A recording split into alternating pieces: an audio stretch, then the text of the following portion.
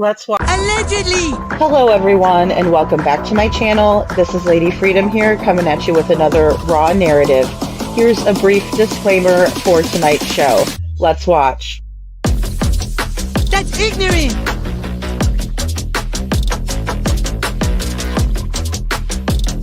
Allegedly, that's ignorant!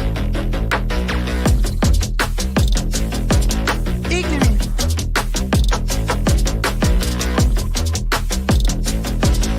Judgment, Aslı. Boy, you read my thoughts. You've got the shinning. You mean shining? Shh, you wanna get sued? Judgment, Aslı. You just use that shin of yours to call me and I'll come a-running. But don't be reading my mind between 4 and 5. That's Willie time. Hey, yo, boss. I love it when he does that.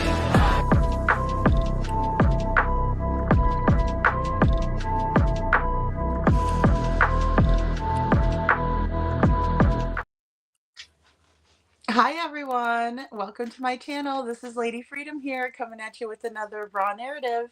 And I see Lori, Trishy, Guidance. Good to see all of you. Forever Nikki's mom. Hey Jude. Oh gosh, the gang's all here. Barb, good to see you, Barb. Charlie, good to see you. And we have Brown Eyed Girl today. And Marcia, good to see all of you. Ginger Girl, thank you. Thanks for hitting that like button, guys. I appreciate it. I appreciate it. Today we're going to go over the Lore Lodge interview with, well, it's just the Lore Lodge. It's not really an interview. I guess they're just talking about some similarities in the John Benet Ramsey case, and then also with Sebastian Rogers. So I've prepared a couple of clips. I didn't get to upload all of them. Hey, Kristen, good to see you. Sandy, nice to see all of you.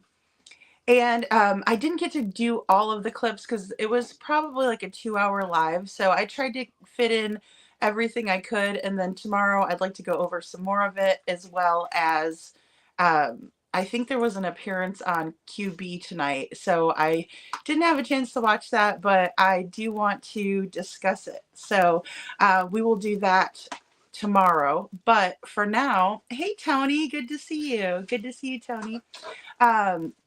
But tonight, I thought we would just go over their interview, or excuse me, their analysis on the Jean Benet Ramsey case versus Sebastian Rogers.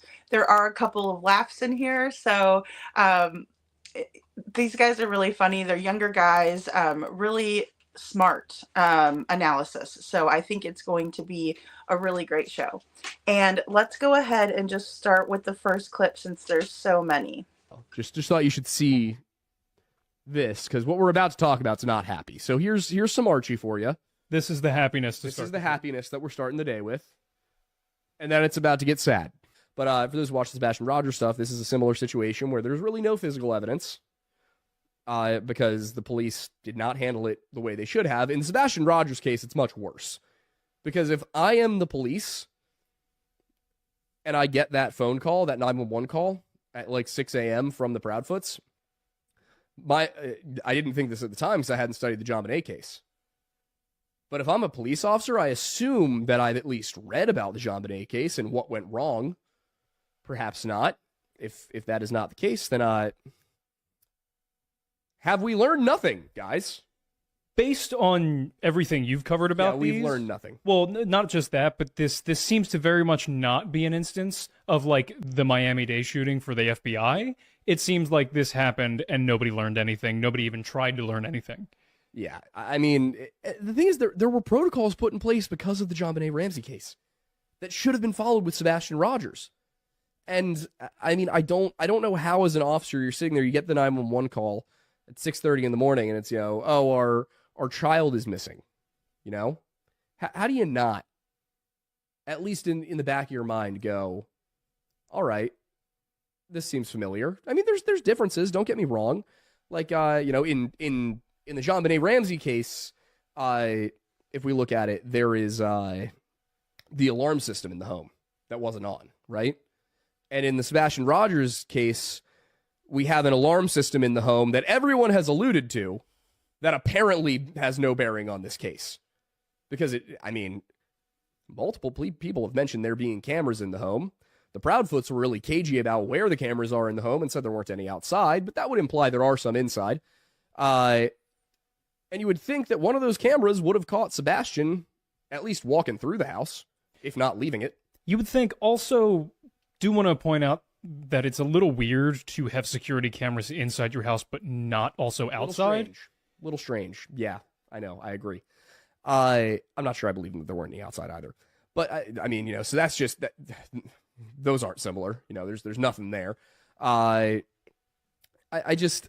don't know. I know that I make this big thing about it and then I don't say much just because I'm sick and I don't have time to go through the bullet point list of every single thing. I have videos on both. But my point is to say that when I look at the Sebastian Rogers and the JonBenet cases, I see a lot of similarities. And we went over that last week. A lot of the same mistakes were made. A lot of the police issues were the same.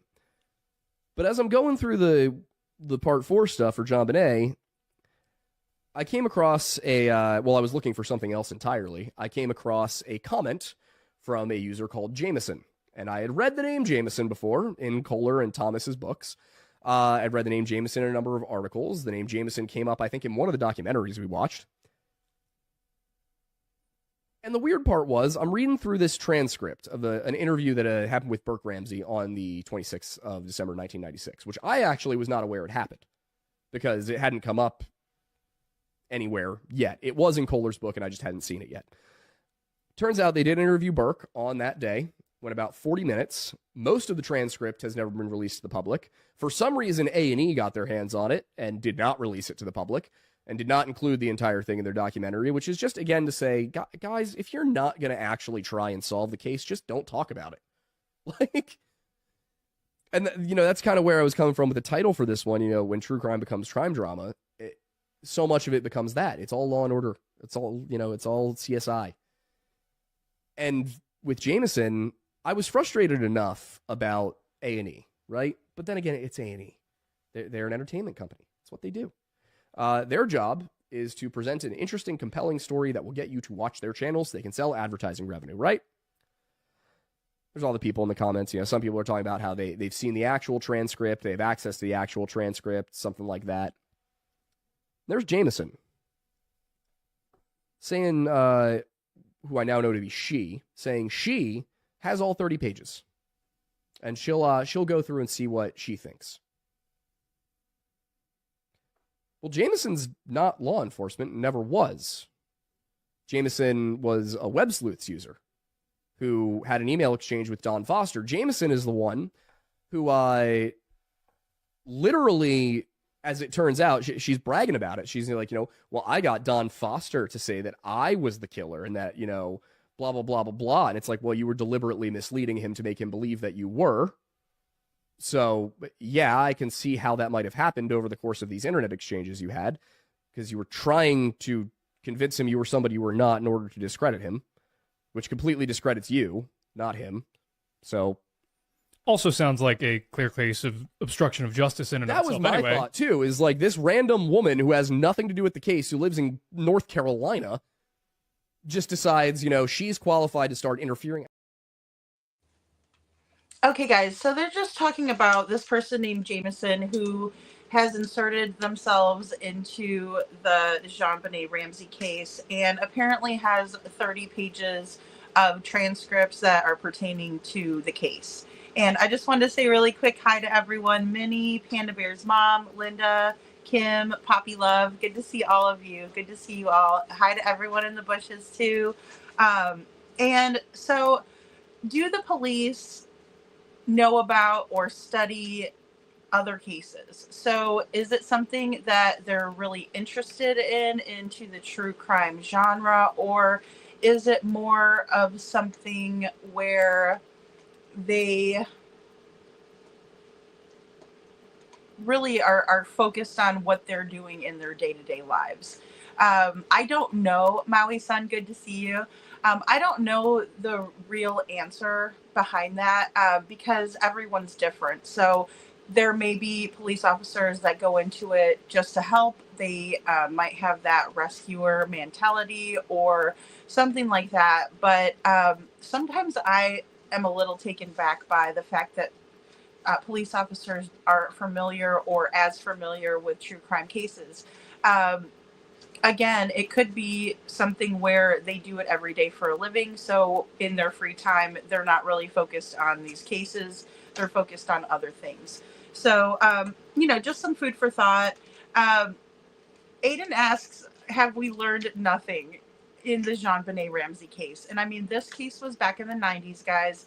So it did deal with a lot of power, privilege, and some very strange circumstances in terms of little Jean Benet being a beauty queen at the age of 6 years old. We've all seen Toddlers and Tiaras, that little show where the little girls dress up and then they go and they do the pageants, right? I think it's very overbearing. In my opinion, it's a lot for those little girls to sit and get their hair done and just kind of always pushing them. If they don't win, it seems like it really breaks their little hearts. And so I don't know that it would be something that I would enjoy having my daughter in. Hey, Chief, I hope you're doing well today. So it's just one of those things that was very controversial at the time as well. And I think it still is. They go over the fact that the phone call comes in at 6:30 a.m. and the police are not automatically thinking of other cases where children have gone missing out of their own home. We have cameras that would have caught him in the neighborhood, and that, of course, is what a lot of people think. I think that too. If he was out in the neighborhood that night, someone would have caught him on camera. Now, they do bring up a really interesting point as well when it comes to having cameras inside your home, but not having cameras outside of your home. So I think that is very bizarre. I wouldn't particularly like having cameras in my home, I don't think. I would definitely have them outside, but not necessarily inside. I think that's a little strange. Maybe if you have trouble with like a teenager sneaking out of the house or something, possibly. But there's not many scenarios where I see that to be a normal situation. Good to see you, Holly S. Nice to see you, and hugs to you too. So yeah, guys, they go into some of these similarities, and they're going to talk about the drama in the true crime genre, or Crama channels is what they were kind of going over. And some of the similarities with this Jameson person who inserted themselves into the case claims to have some inside knowledge, some documents that were not released to the public. And they go over the Netflix docuseries or documentary that was just released about Jean Benet's case. To be honest, I have not watched it. And I don't know that I am going to watch it. I do know a lot about the case. But I think that after seeing the coverage of the Stephen Avery case from Netflix, I just don't know. Hey, Robin, good to see you. I just don't know how credible these documentaries are, especially after I see a similar crime documentary that was done on the same person and all of the information that was not brought forth.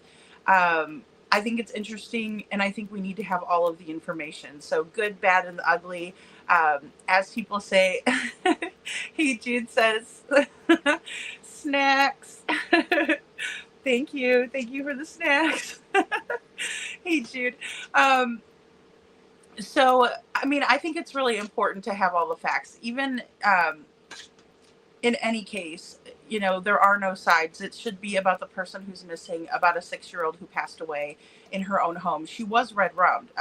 That was established at the very least. But again, this case is old. It's cold. It's from the 90s.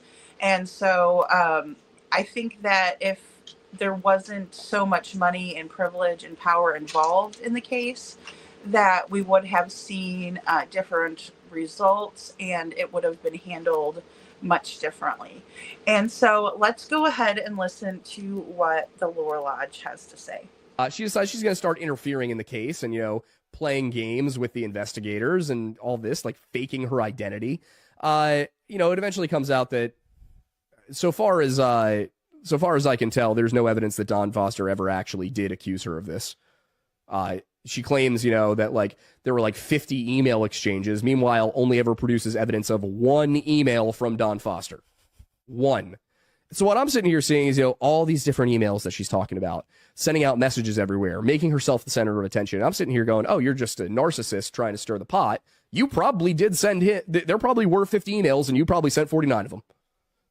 And until I see further evidence that you didn't, I am going to believe that to be the case. Because as I'm going through, you have 30 pages of documents. They're all the transcript. We're all sitting here on Reddit trying to analyze a couple of screen grabs from an A&E documentary to try and see what it says on this piece of paper. And you've got all of the documents and you just won't provide them. Oh, you got access to DNA analysis that hasn't been made public, but you won't present it. You've got Burke's interviews, but you won't present it. You've got all this information, and you'll show all of it when it makes the intruder theory look good. But anything we ask for that doesn't support the intruder theory, hands off. We don't get to see it. To me, that screams somebody is trying to, if you have all of this evidence, and she's firmly intruder theory, if you have all of this evidence, and you're firmly of the belief, after reviewing all of the evidence that you have, that it was an intruder, if that evidence points in that direction, why on earth would you hide it? Well, we know why. Because it doesn't point that direction. Exactly. So this is my public call out for Susan Bennett Jameson. I mean, you shouldn't have told everybody your real name in a bunch of posts, you idiot. Do the right thing. Drop the files. Maybe you haven't been called out hard enough by a big enough source, but Susan Bennett of North Carolina, that's not doxing. She published that. She also wrote a book called Murdering Jean Benet, in which she envisions how it might have happened. Like, we're sitting here being told, hey, look at Santa Bill. His wife wrote a play that was based on a true story about a girl that died. They're guilty because of that. I've seen that exact line of argument made. And then here's this Jameson person who knows everything everybody else doesn't somehow. Who goes ahead and writes a play, and I'm supposed to ignore it? No, I don't think the play means anything in either case, but who is this person? Why do they think they have the right to be here? Just to clarify, Bennett published this book. Susan Bennett. Her real under name. The name Jameson. Okay. But Susan Bennett elsewhere, as in CBS 48 Hours in 1998, apparently, came out and said, I'm Sue Bennett, I'm Jameson. Because she was begging to be not let onto the grand jury, begging to be allowed to present to the grand jury. I mean, every single thing I've read about this, she also lied a whole bunch about her history. In what way? Said that she was a victim of all these different things, then eventually came out and admitted she wasn't. She just said that because she thought that's what people needed to hear. So a very reliable source, clearly. This woman has narcissistic personality disorder or borderline personality disorder. It's got to be one of the two. I mean, and as we know, I correctly identified this in an Instagram user who was convinced that smoking weed while you're pregnant is fine just a few days ago. What? Oh, yeah, I got into an Instagram argument with a woman who thinks that smoking weed or consuming weed while you're pregnant is totally fine and has no negative effects. Now, the entire medical consensus is that this is not true, right? I mean, smoking anything at all, it could be grass, like literal grass. That's still bad for the baby. Cannabis? THC? There's a consensus on that one. It's bad. It's bad for fetuses. Like, you should not consume mildly hallucinogenic drugs while pregnant. That should be obvious. Anyway, this woman's arguing with me, and I'm just kind of pointing out how, like, she keeps, like, kind of hinting that, yeah, you should go and say something about this. You should make a video. Go tell your 600,000 YouTube subscribers, blah, blah, blah, blah, blah. And I'm sitting here like, well, I'm not going to do that because you have 1.5 thousand followers on Instagram. I'm not going to punch down that. Do I think you're a bad, dangerous person who should probably have a CPS visit? Yes. Am I going to bring the entire internet down on you? No, that would be rude. That would be mean. I will let CPS handle it. I didn't call CPS. I'm sure somebody else will. Point is, I kept saying, you obviously have narcissistic personality disorder. Otherwise, you'd be able to tell why everybody thinks you're absolutely insane. The fact that you can't acknowledge that you're wrong and you keep begging for more attention tells me that you have a narcissism issue. Turns out she's diagnosed borderline personality disorder. Yeah. So I was close. I was damn close. I think Chris is in the same boat, Chris Proudfoot. Okay, guys, so they talk a lot about narcissistic personality disorder at the end there, and we talk a lot about that on this channel, especially when it pertains to Chris Proudfoot. So I thought it was an interesting analysis that Aiden brought that up, and then also people that are kind of on that dark triad of mental illness when it comes to narcissism. And it's all based on trauma. So even though these people turn out to be very mean, vindictive, manipulative, liars, lots of liars, attention seeking behavior, just like someone who would go ahead and argue that it's okay to smoke the tweeds and everything when they're pregnant. It's a lost cause, in my opinion. I wouldn't engage with somebody like that because, in my opinion, all they want is that attention, that back and forth, and they want you to get as upset as they are about whatever subject they're talking about. It's ridiculous to think that any good mother would find that to be okay to do any type of rugs or alcohol while they are pregnant. I've heard people argue back and forth about how it's okay to have one glass of wine. I'm here to tell you, it's not okay to have one glass of wine. It's not okay to have a sip of wine. It's 9 months. Be healthy. Do the right thing. That's where I stand. And let's see what you guys think.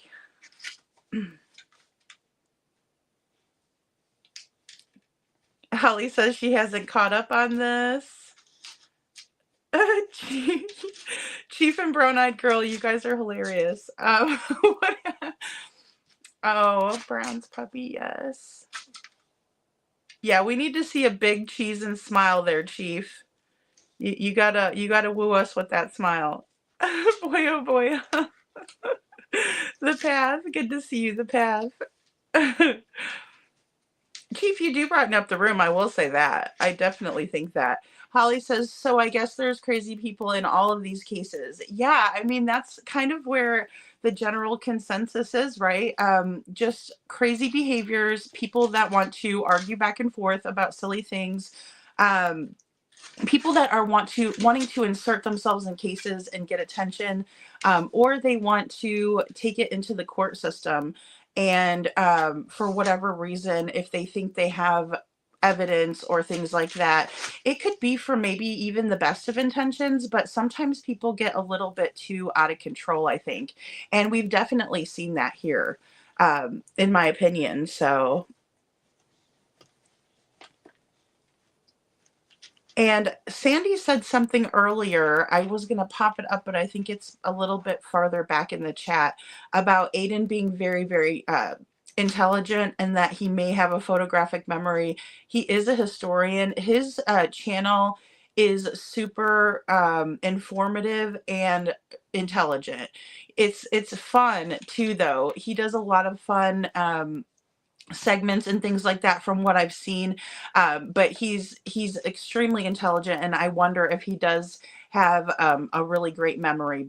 Most of the time people that are intelligent do.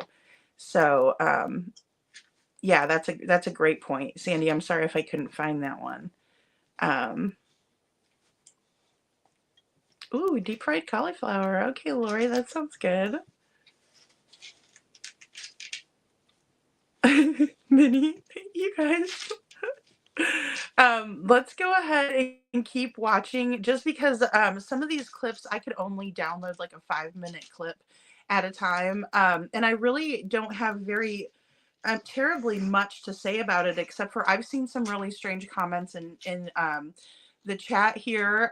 Since I've gone live, I've also seen some in the comments, and some of them are extremely rude. Again, I think people do it for attention, and then also it's not even their accounts that they're doing it from. It's trolling accounts, which I was really thankful to Hey Jude for kind of explaining that to me too, and our Gracie, because I was upset last night about I was still upset this morning about the comments that were being made in here last night, and the person that I just like straight kicked out of here because I don't appreciate any of that, and we won't have it in here. Same goes with drama. You know, if people want drama, they can go watch Netflix, and there's like a whole section that says drama on it. You can watch all that. I don't have the time for it. I don't think there's any place for it in the true crimes section. I know that it's going to happen. I know that in these cases, there's some automatic drama that comes with the family dynamics and things like that. But I just don't feel like going back and forth with people isn't something that I'm interested in, unless it's going to be brown-eyed girl, unless it's going to be an intelligent, smart conversation where we can go back and forth and we can debate something. That's totally different than being hateful to each other or calling somebody stupid, or just name calling in general. It's not smart, right? It's not going to accomplish anything, and you're not conversating at that point. You're just being rude to each other. So I just rather not deal with it. And then that's what we do in here, brown-eyed girl. I don't know where Lindsay is. She came in the other night.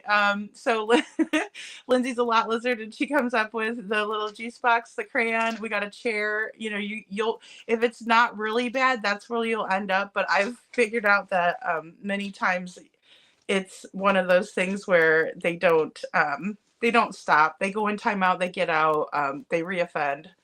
So some people don't know how to behave though after that. So, you know, I always like to give people second chances, but if you come in here using the R word, you're done. And Sandy says, I've heard some people aren't liking Aiden. I'm only assuming it's because he comes across as arrogant, but I get it. Hey, when you know, you know. Yeah, Sandy, I think so. You know, not everybody's going to like everybody. When I was younger, I had to like really learn that. My mom was like, not everyone's going to like you. Like, because then I get like really hurt, right? I'd be like, oh, well, how come I didn't do anything or whatever? But like, you know, because I'll talk to anybody, I'll befriend anybody as long as they're not a weirdo or, you know, mean. And so, yeah, but I think that when someone is very intelligent, sometimes they can come off a little bit like that. But I think that I think he's funny. I think he is very intelligent, and he backs it up. Sometimes people get jealous of people who are a little bit smarter, or they get mad because they don't understand what the person's saying, in my opinion. And so, you know, they're like, oh, that person's pompous, or they, you know, something like that.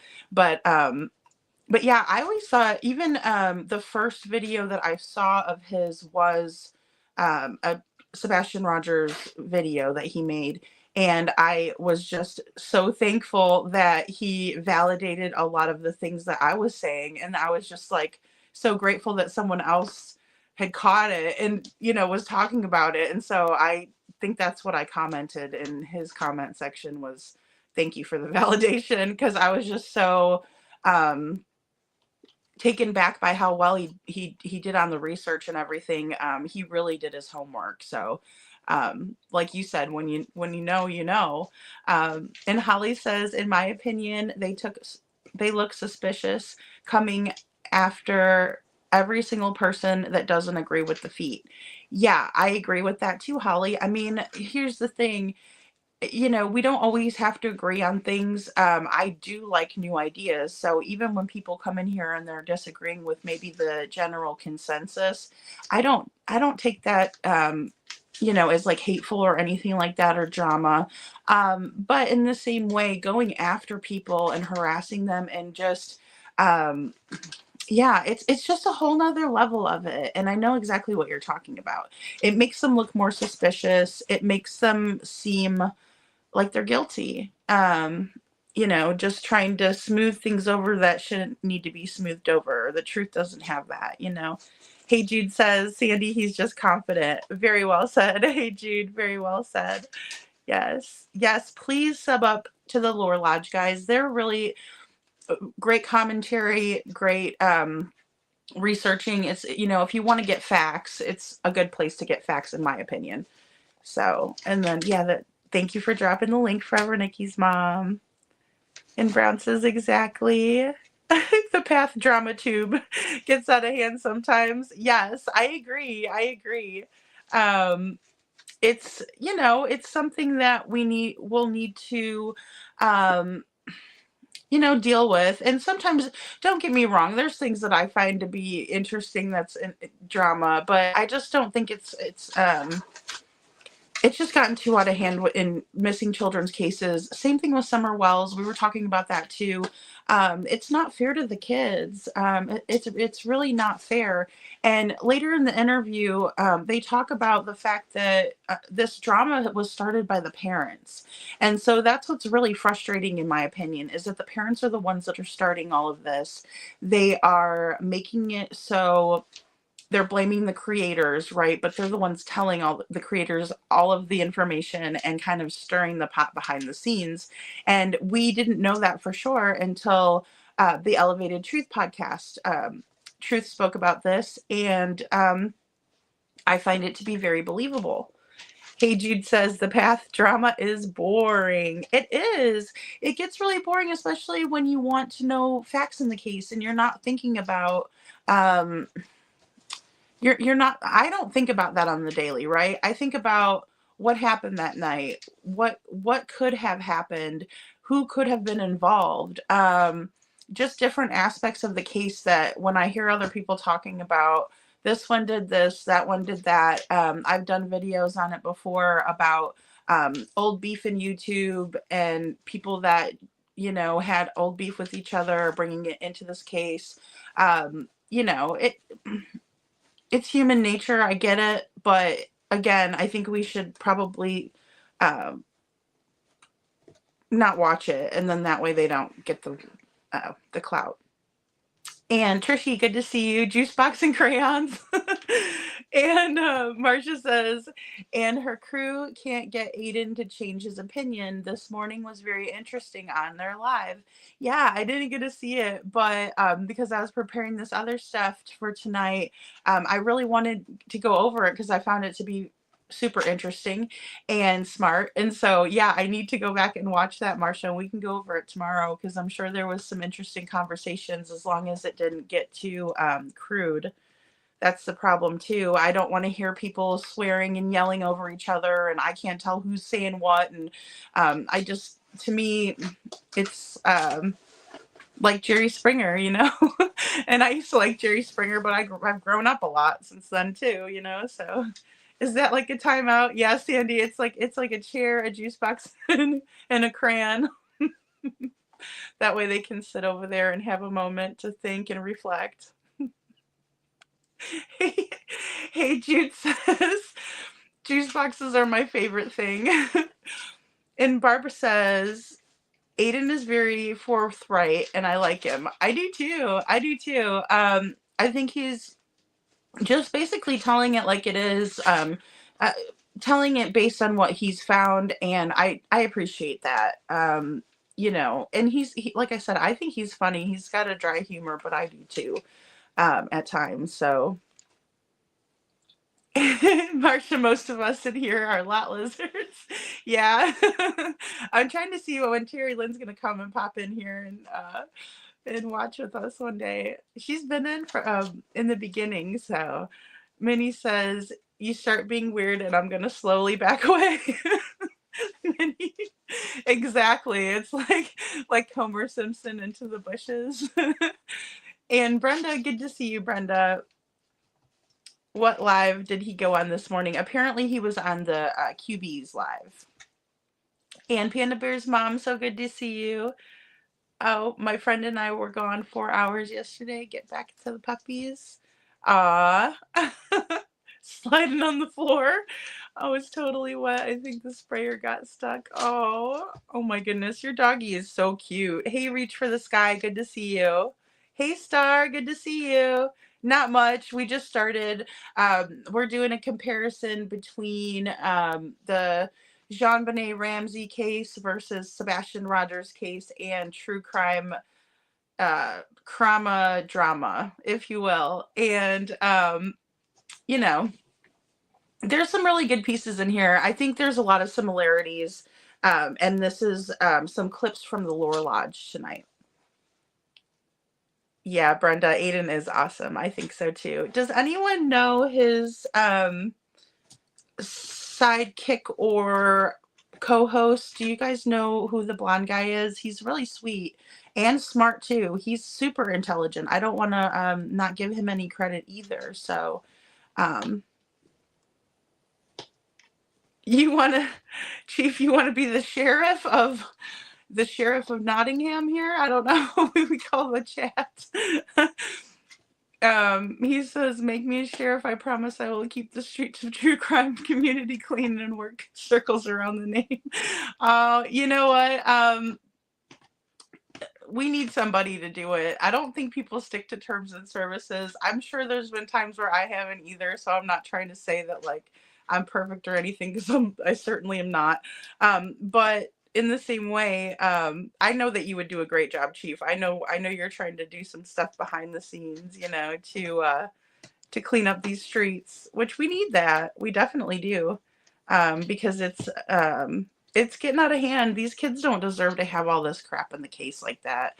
I don't know who talks so badly, like how people have gotten, I don't know how it got to that point, I guess. Because I never used to watch, well, I still don't really, but I have for the Prodfee interviews. But those are the people that they're choosing to go to, are the drama Crama channels, right? So I mean, that was their choice. I saw Seth going on people like Pascal. He's really great. He's funny, smart.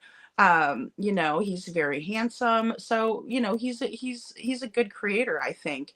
He brings a lot to the table. And then I saw Seth going to people like True Crime Sleuthin. She's a Canadian creator. She's amazing.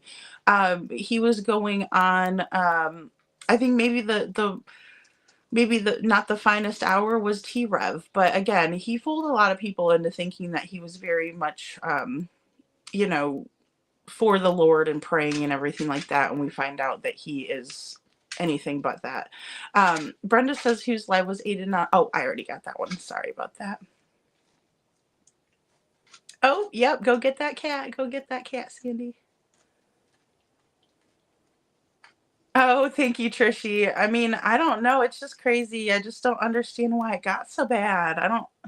I guess I don't eat, you know, live, breathe, and eat the drama. Sandy says the Lore Lodge is normally true crime. They were asked to cover the Sebastian case by, I forgot who. Was it the Cyrus family?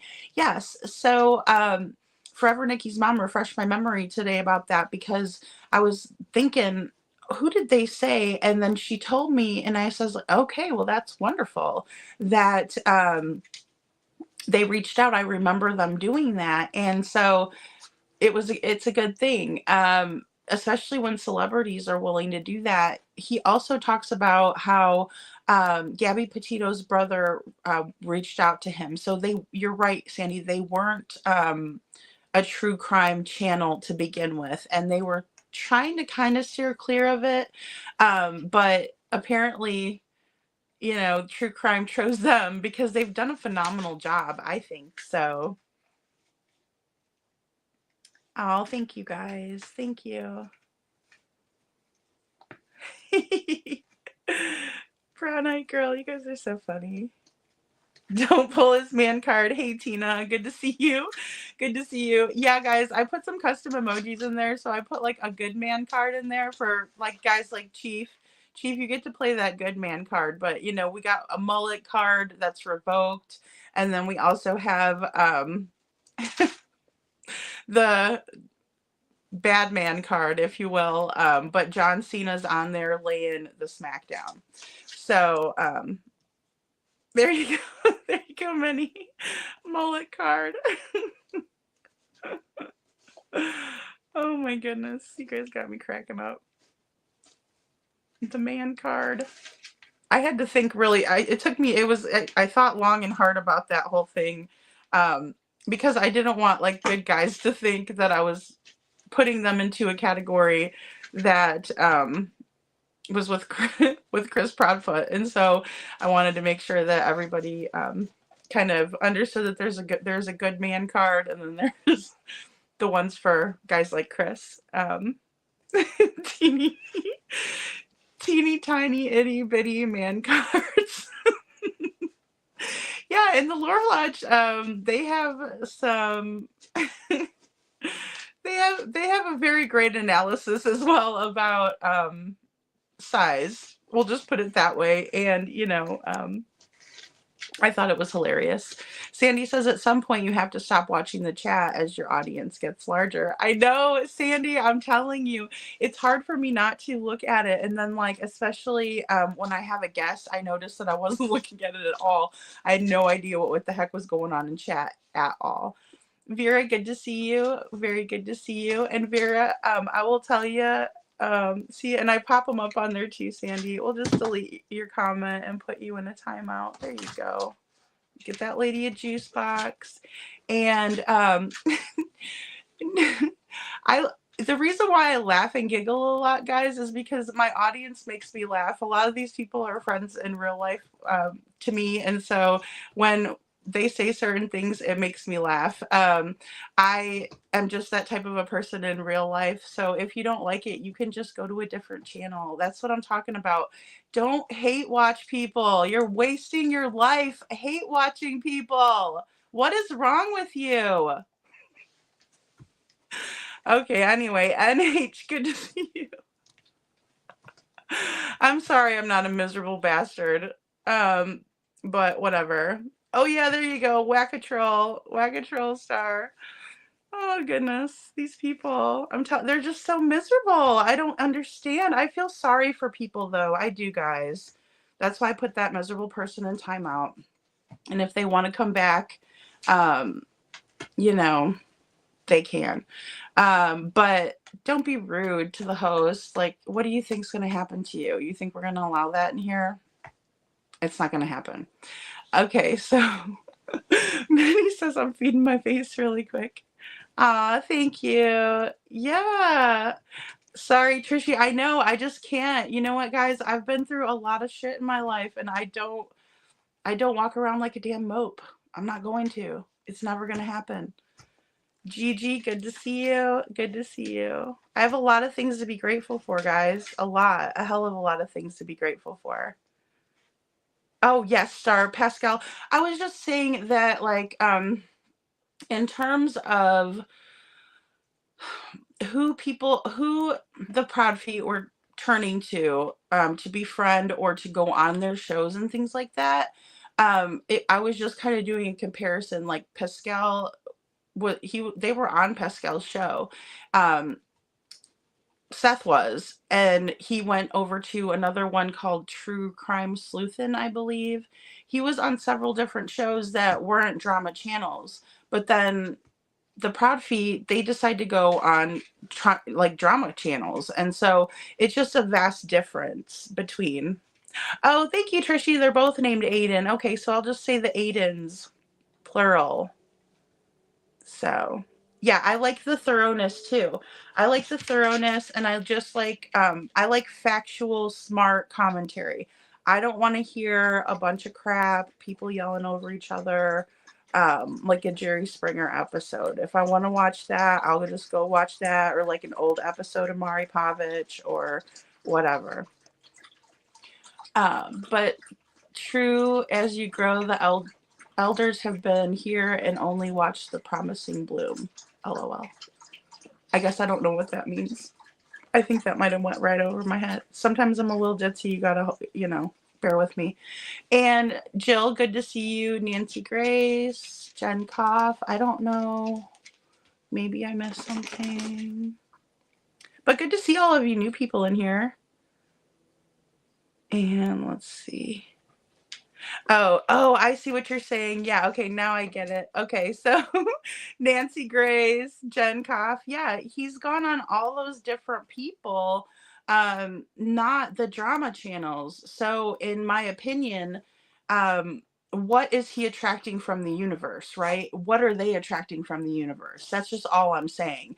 If you're choosing to hang around with people who do rugs and act like fools all the time, those are the people that you're choosing to be like, right? I mean, that's your association in life. It's not anything judging another person. It's just what's going to happen. I mean, we have to teach our kids that too. Do you want to hang out with those group of kids at school, or you want to hang out with those group of kids at school? The ones that are doing well, or the ones that are not doing well? It's not hard. It's actually very simple. It's crystal clear. And NHGG says, I love surfing and then landed on a few good ones and then found June is Ahmad, one of my favorites. Okay. Yeah. I mean, I'm not telling anybody what to watch. You know what I'm saying? You guys watch whatever you want. I'm just trying to simply point out that you can go to any channel for true crime when your child is missing, right? Most of the time, people are going to want to speak with you, especially in the higher profile cases. So, why choose people who are constantly putting your child's name up and talking about the most vile things, like talking about their own sex life and stuff like that? Hi, Beagle. Talking about their own sex life constantly. I wouldn't want my child's name on that channel. I would sue the crap out of them for doing that, even with free speech. I would. And I'm a big believer in free speech and things like that. But I don't agree with, I just wouldn't want my child anywhere near that nastiness. And that's just my opinion. You know what I'm saying? It's just how I feel. Gigi, yeah, those are the custom emojis, guys. Oh, thank you, Trishy. Thank you. I have to check my other phone. Itty bitty. You guys are hilarious. Oh my goodness. Okay, I guess Vera came back out and reoffended. I'm telling you guys, that's why I try to give people chances. It doesn't work out well for me. Thank you, Sandy. Star. Oh my goodness. Yeah, we do that at Terry Lynn's. That's the juice box thing. Like I said, it's from one of the other lot lizards. So courtesy of one of our favorite lot lizards over there. You guys got to be over there to know it. And survey says, Chris, you're not the father. Star, oh my gosh. Brown eyed girl, I love you. All right, guys, we'll go ahead and play this next clip here. We are on number 5. But my reason in bringing up Jameson and all of this is because I feel like as I'm looking through it, Jameson is, if you look back earlier before the internet, you've got people would always, you have people sending letters, calling in, psychics, people claiming they did it, blah, blah, blah, whatever. But it all got kind of funneled because it all went through to the police department and they decided what they told you. The internet comes into play. The website Web Sleuths comes into play, which is apparently a lot older than I thought it was. I thought that was like a mid-2000s. I guess it's the late 90s. Web Sleuths comes into play. And then social media. And then suddenly, crime is no longer something that is written about in books. It's no longer something that is talked about on news programs. It's not something that is, for the most part, isolated to the investigative department. It's something else. It's culture. True crime. We get, podcasts and TV shows and all sorts of stuff. Goes from 48 hours to Netflix has an entire series on the Menendez brothers. Netflix has an entire series on JonBenet Ramsey. And what it creates is an internet subculture where you have all these people who are out there and they're talking about it, they're getting involved. And when it stays on Reddit and TikTok and you basically got, people like, oh, well, here's what I think about it. Sure. But something really weird happened with the Sebastian Rogers case. Something that I've never seen before. I've never seen the parents, the prime suspects as far as the internet are concerned. I have never seen them just go talk to YouTubers. And so what had been if you look at true crime, yeah, there's some controversial stories out there. There's people on both sides of the aisle. And they'll talk about it. They'll fight. They'll have their little wars. But in this specific case, and the same goes for Jameson, because she eventually did get in touch with the Ramseys. In this case with Sebastian Rogers, the Proudfoots first go on actual TV. And then they start going on these podcasts. And they're not huge. They're not going on Sean Ryan. They're not going on Rogan. They're not going on even this show. Even though Chris Proudfoot has a standing invite to come on the show and defend his position. These guys are going everywhere. They're going on 15,000 subscribers, 7,000 subscribers, 25,000 subscribers. Mostly female-led channels, by the way. Seth is everywhere. Seth's on male-led, female-led, big, small, TV, not TV, everywhere he can be. And I'm not saying I think Seth's a saint. But she sure as hell seems like he cares about finding his kid. Chris Proudfoot seems like he cares about controlling the narrative. And you have a bunch of these YouTubers who I think maybe at the beginning they were well-meaning, but they allowed themselves to get emotionally connected to this person and to be, on their side, to have private conversations, to, have, I think there was one thing about somebody having dinner with him at one point. I've never seen that before. And I don't like it. I don't like what I'm seeing. I mean, we went and sat down with Tommy Booth's mom. We had a conversation with her. But there wasn't a whole war going on. We weren't, getting up there and bashing other YouTube channels who disagreed with us. We were getting up there and saying, hey, I think the police are wrong. And I respect the work of the Smiley Face Killers gang, but I think they're wrong too. Here's where we're going with it. And that was the end of it. But what I've seen with Sebastian Rogers is there will be people who go on literally 7-hour live streams. And all they do is get a panel together to talk about Sebastian Rogers. And when you get into the nitty-gritty, they barely talk about Sebastian. It's all about the drama between Chris and Seth and Katie. And Nina and, the parents and the Bauer side. All of it. They become drama podcasts. And that's not what this is supposed to be. I mean, listen, I get it. It's one thing with the Ramseys. It's an old as hell case. We all know who did it. I mean, nobody really doubts it. The two sides here are very lopsided. Sebastian, it doesn't feel that way. And then you get not just YouTubers, but private investigators and lawyers and all these people from different sides who get on and they start yelling at each other. And what I've noticed is the entire thing has moved away from Sebastian Rogers. It is no longer about finding Sebastian Rogers. It is about, my side being right. And I don't like that at all. I mean, I had somebody on Twitter yesterday, I think it was, accuse me of being a mod for Seth's channel. And my response was, I don't have time to do my own live streams, let alone moderate somebody else's, I don't have time. But there's just this default assumption that you're on one side or the other, that you must be biased. You must be part of Team Rogers or Team Proudfoot. There's no other alternative. Nobody considers the fact that you might sit here as a third party going, hey, I have no skin in this game. I just want the kid found. And usually it's not a big deal. With the Rogers case, it's not a huge deal. Because nobody seems to have, for lack of a better term, classified information. Nobody's got their hands on something nobody else has. But with Jameson, with Sue Bennett, she's got it all. She's got pages of transcripts and DNA analysis and interviews, and we don't get to see it. I mean, I've said for a long time, if I have access to something that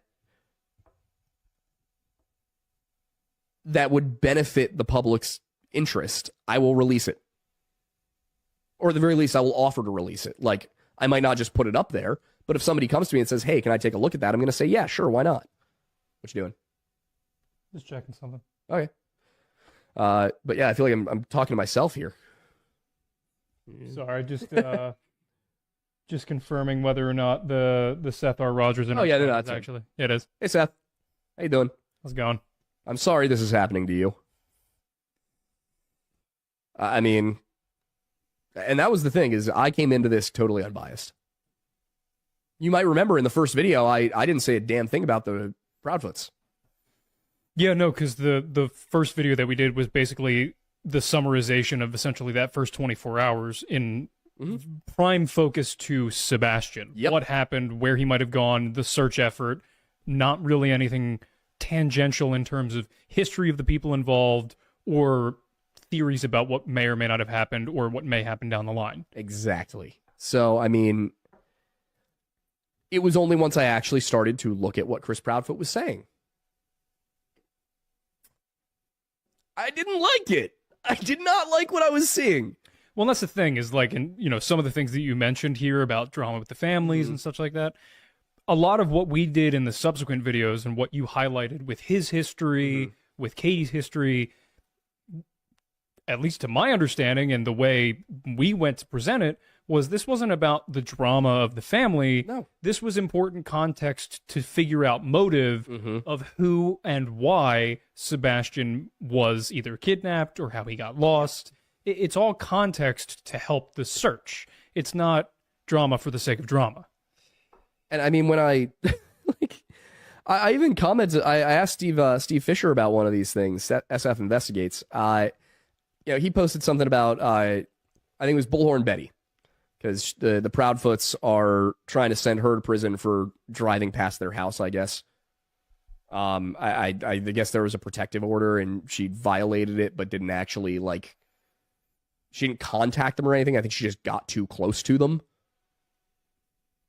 while filming something. I don't know the details of it, but anyway, he's posting about that. And I'm like, so this person who clearly is in no way involved. Bullhorn Betty didn't take Sebastian. I can understand if they're being sincere, where they're coming from. Yeah, I get it. You had a protective order. She violated it, blah, blah, blah, blah, blah. What does that have to do with Sebastian Rogers? Nothing. Why are you still talking about it? Why is that are you investigating the disappearance of Sebastian Rogers, or are you a PR person? I get it. You're the investigator hired by the family. But if you're going to go out and try and make it public, you're a private investigator, buddy. Unless you're sharing everything you have, keep it to yourself. Because otherwise you're cherry picking and crafting a narrative and nobody can get in there to crack holes in it. You're doing a lawyer's job, not an investigator's job. You're doing a spokesman's job, not an investigator's job. Why are we talking about Bullhorn Betty?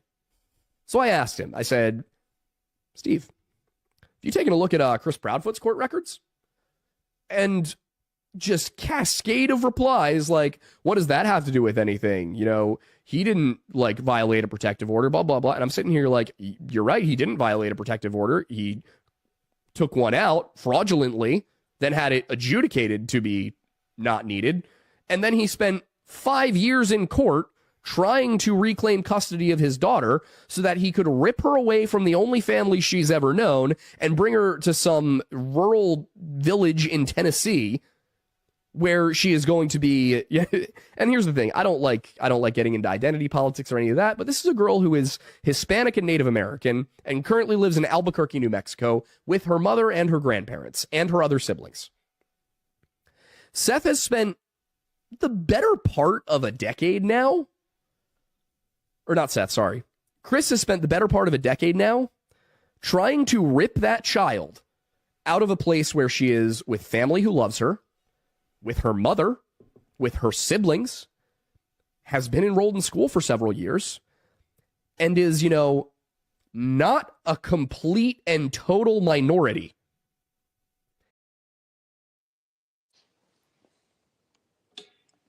Oh, okay. Sorry, guys. So basically, I agree with everything Aiden just said. And I want to just add in that she also, and this is what was admitted by Mr. Foot, by Stepfoot, that she also calls another man her daddy. So she's very well established and has a loving family, in my opinion. But I did want to just throw that in there. I wanted to say hi also to Margaret, Dreaming, Miss Priss, Star. Thank you so much for gifting a membership. If you got the membership, definitely thanks Star for that. That was so sweet of you, Star. Thank you. And also, I want to say prayers for everybody that's in Cali and dealing with the fires there and things like that. I know those can be really crazy and out of hand, scary.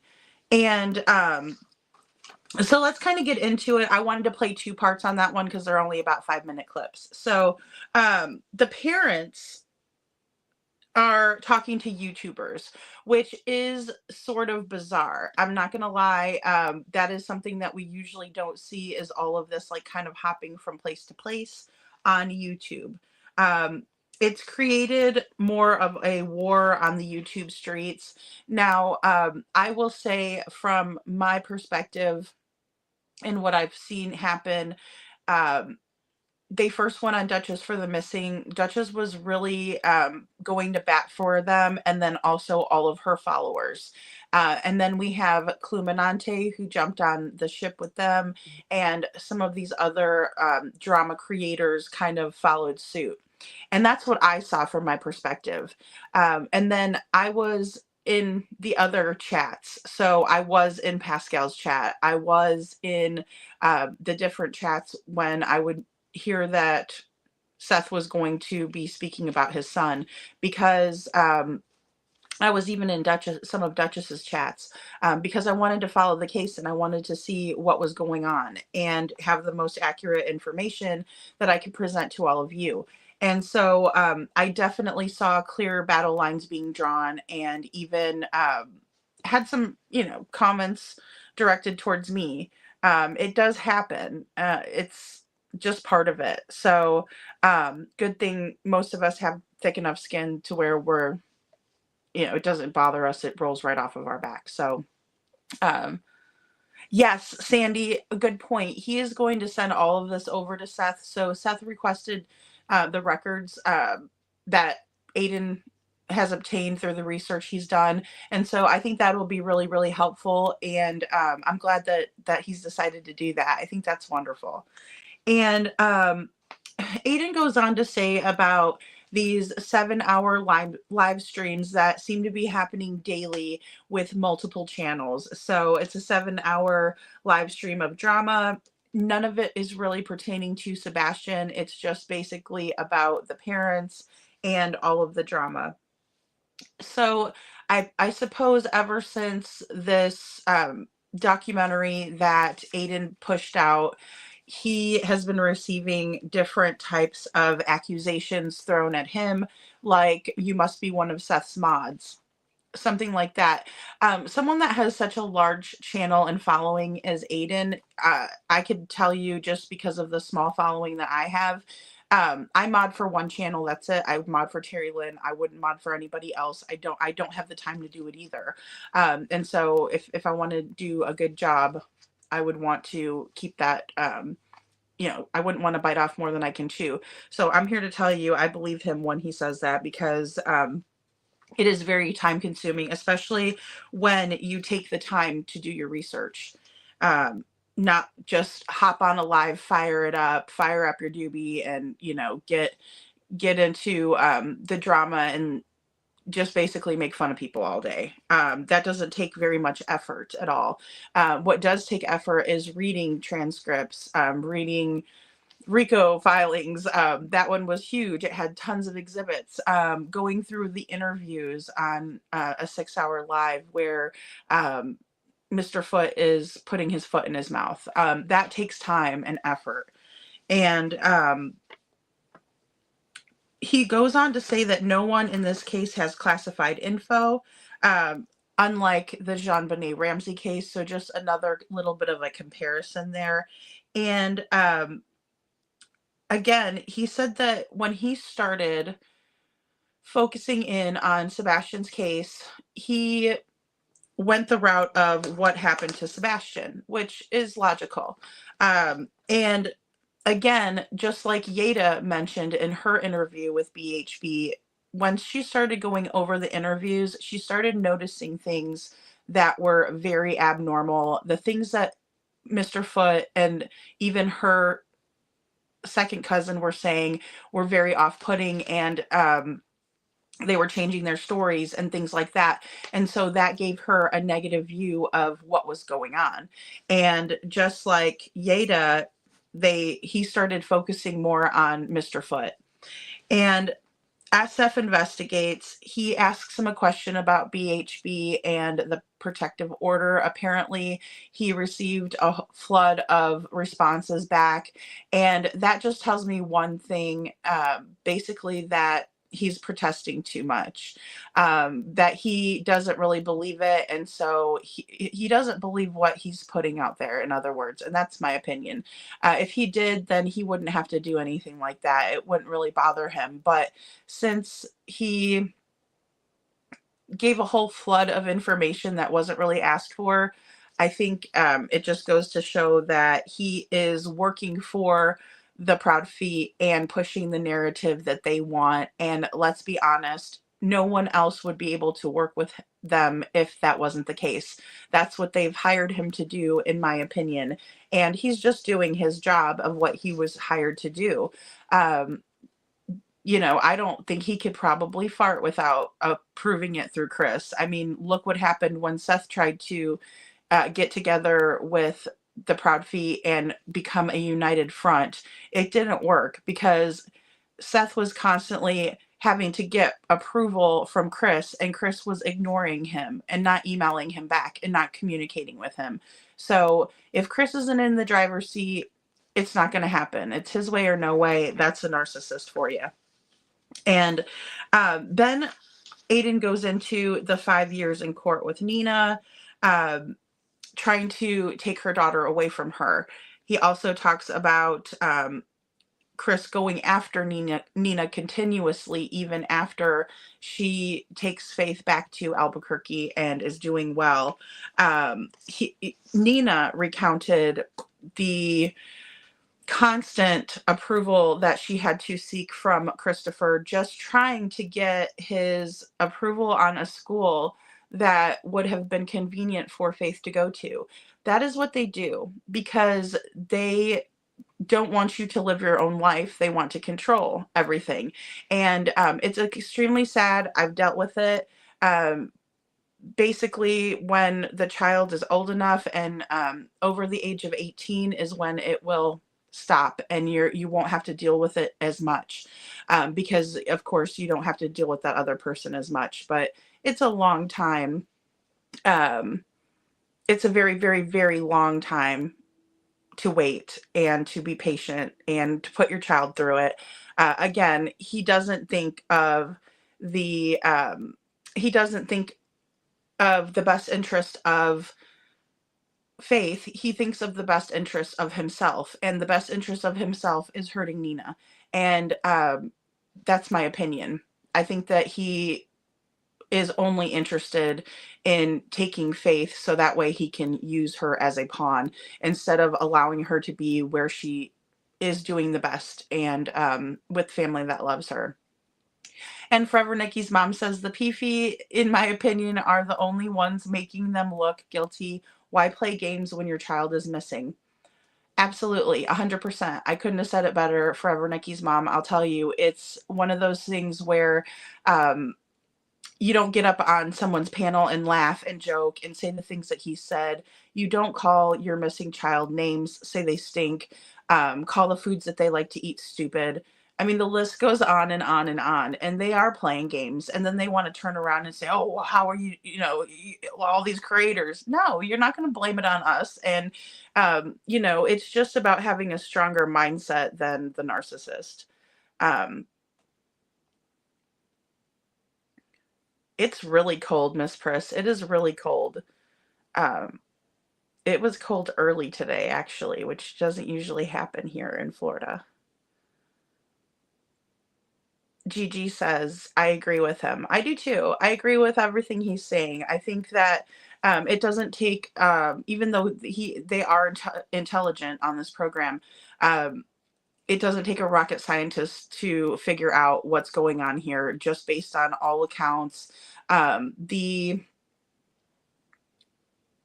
just even what happened back in June, when there was supposed to just be a very normal situation where there was the handoff between parents and part of the parenting plan, it still went haywire because they're dealing with somebody like Chris and Katie. They don't allow for things like that to happen smoothly. They want to instigate and torture other people, and it's very sick. There's sick individuals out there, guys, unfortunately, and sometimes we don't know that that's who we're dealing with until it's too late, unfortunately. And Marcia says, we got 10 inches of snow today. Oh my gosh, 10 inches? Golly. And Sandy says, OMG, I love this guy. I missed that part when he was live. Yeah, he does a great job. He does a great job, I think. Good night, brown eyed girl. Don't worry, hun. Get some sleep. Get some rest. Yeah, no, get some rest, please. We love you so much.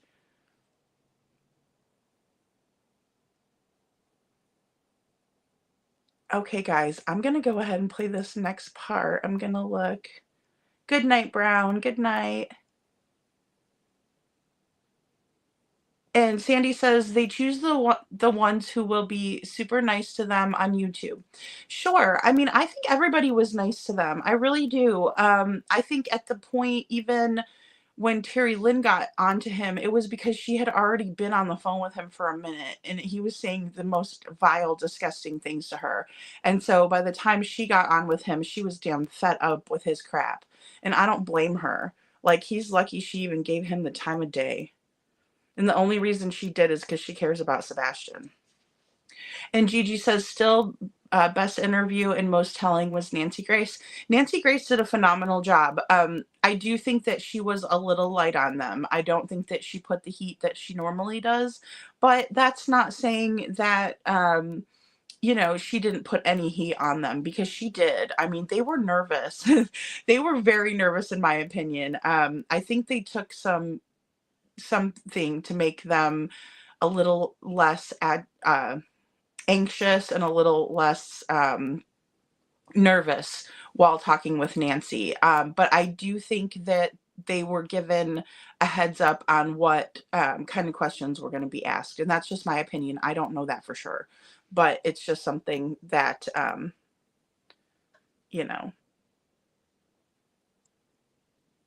Oh, goodness, Sandy. Oh, those fuzzy little shits. And, oh, good to see you, Unnamed True Crime Channel. Good to see you, hon. Will you guys drop the channel for Unnamed True Crime down in the comments, please? That way, because they're going to be doing, she's going to be doing Crystal McCrory Jones's story, and I want you guys to go over and take a look.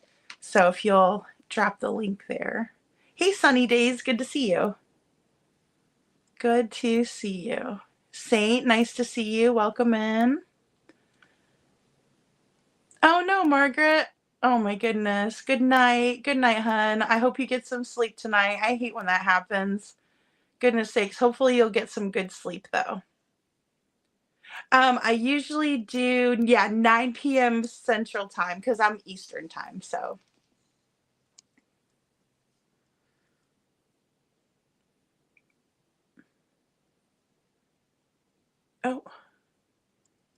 Oh, sorry, I pushed the wrong button. What did you say, Chief? Hold on, let me find you again.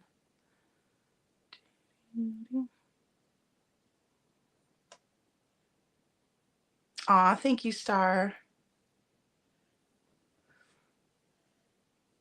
Oh, Panda Bear's mom, you gotta get a little space heater. Let's see. Chief, I think I lost your comment. Oh, I see you.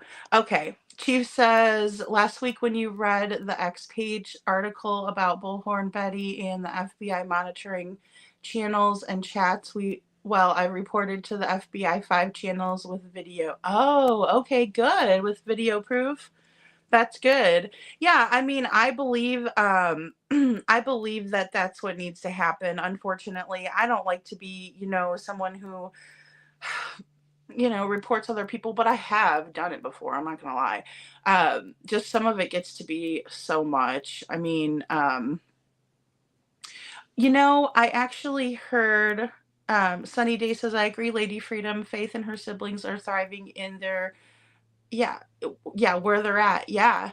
And CP's trying to block this selfish and cruel. I think so too. I do. I think that he should be grateful that he has a woman like Nina as a mother for his daughter. It could be way worse. It's not like she is out there, doing rugs, hooking or something. I mean, there's just so many horrible things that can go wrong, right? Or just a bad person, a mean mom. She doesn't hit her kids. She doesn't hurt them. um, you know, it's amazing to me that people try to create drama where there is none. And the unnamed true crime channel says, I heard today that they sold their house. I don't know if that's fact or speculation. I believe it's just speculation. I have not seen anything, any kind of proof, but I did hear it was on the market. So that's, possible. Yes, hey Jude, I agree. Why take a girl away from her mom? Yeah, because in a couple of years, if not even now, she's going to need her mama there to teach her how to be a woman.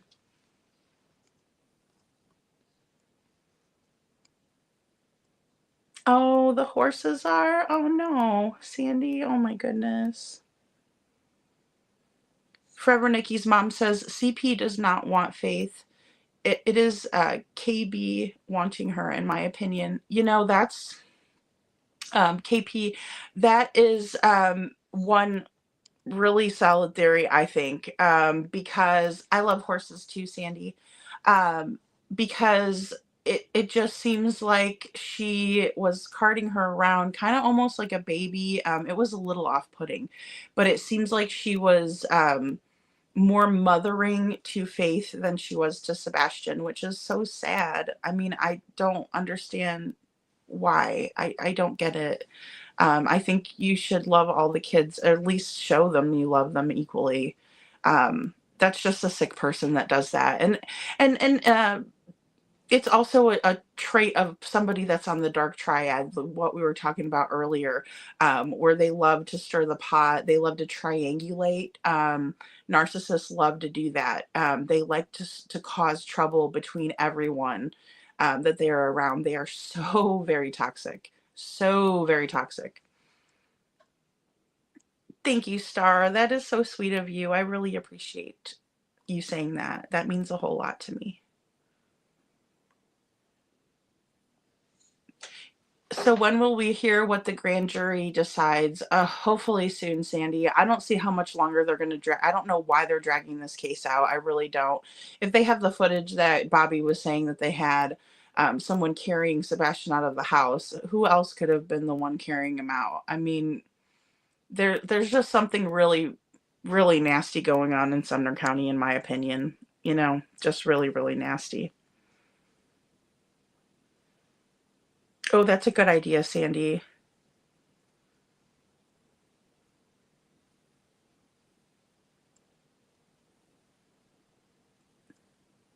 Okay, guys, I'm going to go ahead and play this next clip, and we're on 7, I believe.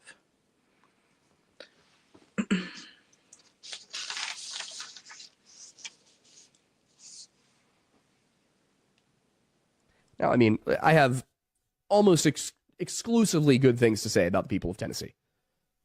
I have had great experiences in Tennessee. I love it. I feel like for the most part, culturally, I don't see a ton of difference between Tennessee and central Pennsylvania. Other than the food. Well, central Pennsylvania, the food's spot on. Yeah, that's a good point. Yeah, that's a very good point. Philadelphia, Gatlinburg, you could catch up.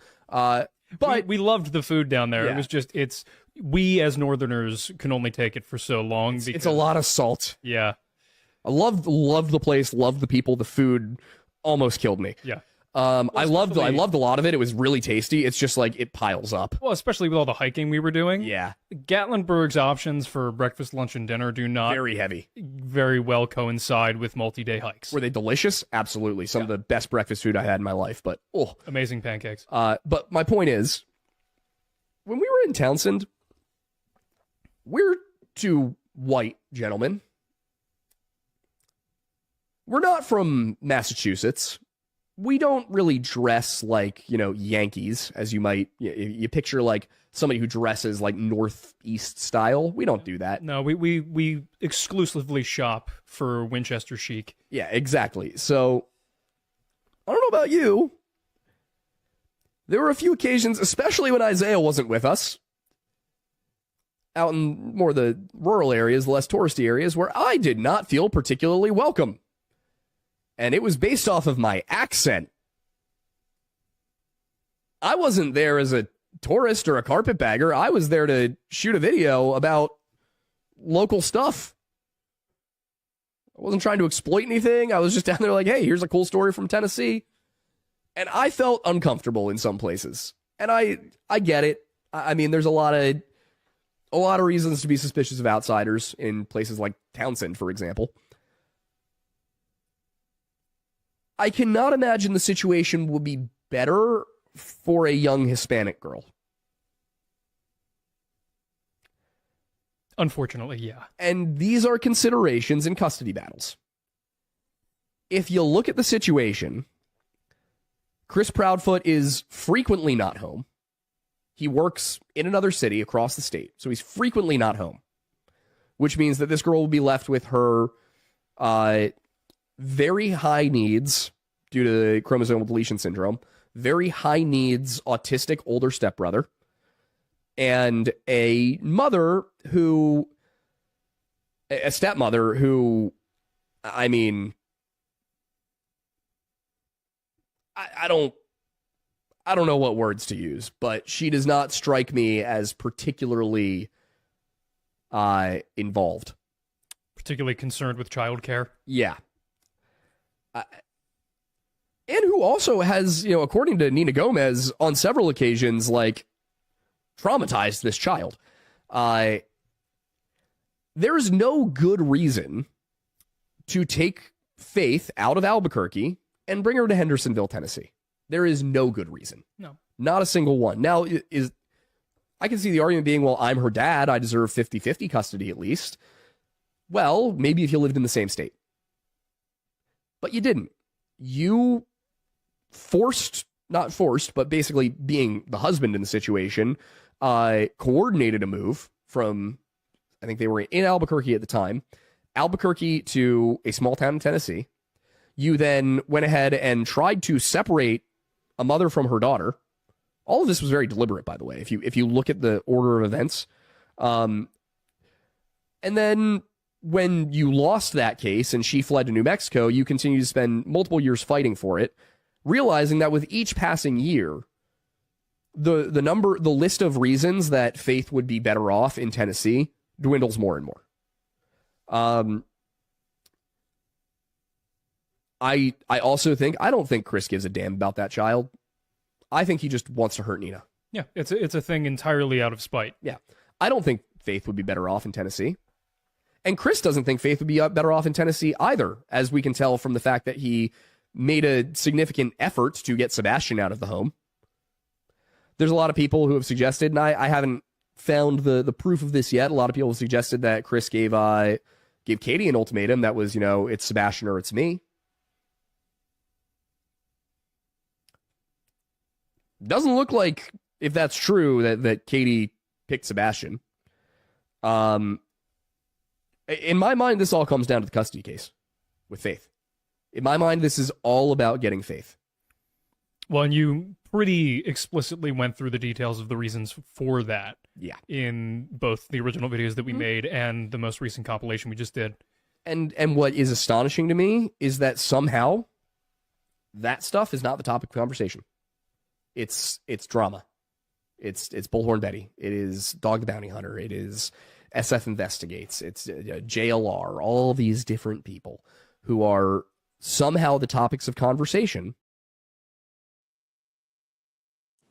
Okay, guys, I saw some really good comments in the chat there, and I really appreciate you for writing that. Um, Saint had a really good point. Star, hey Jude. Um, I thought it was hilarious when they said Winchester chic. I don't know if you guys got a visual on that one, but it was pretty funny. So I think what they're really talking about here is the culture shock that Faith may feel going to a whole nother school. Um, Tennessee is kind of more of a southern state, whereas Albuquerque, New Mexico would be more of a Western type of state. Um, and so actually, I was born in Albuquerque, New Mexico. So I have a lot of family there. I've been there several times. It's really beautiful there. And so, but I can see how it would be a culture shock. And the reason I say this is because when I moved from a south suburb of Chicago to Southwest Missouri, it was a major culture shock for me because I was used to all different types of people, all different accents, all different cultures. Anywhere I go, I could go to Chinatown and get authentic food there, or hang out with people of different ethnicities. So it was very different for me when I moved to Springfield. Um, I think that it would be very difficult for Faith as well, especially when the dynamic in the home was not healthy. And so I think I would be more worried about that dynamic than I would about Faith making friends. She's a beautiful little girl. And you always tend to kind of find people that have similar interests as you do and things like that. We are very adaptable as humans. Well, I'll just say that. And they go into the fact that KP was traumatized, or KP traumatized Faith, and I can't help but think that that's the truth, especially because her sister was traumatized by the situation, and I'm sure her brother was too. Hopefully, they don't have very vivid memories of that being little children, because I would hate to think that someone would. Hey, Detroit Rock City, good to see you.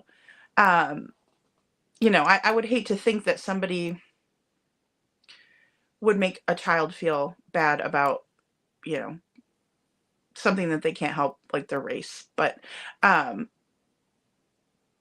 hey, Jude says, Saint, I think Seth is a good dad. He's not perfect, of course. Yeah, I agree with that. I agree with we're just all human, right? We're all people. Nobody's perfect. Gatlinburg. I thought Tennessee was absolutely gorgeous. Gigi says he loves his son. He's a single part-time dad. He does okay.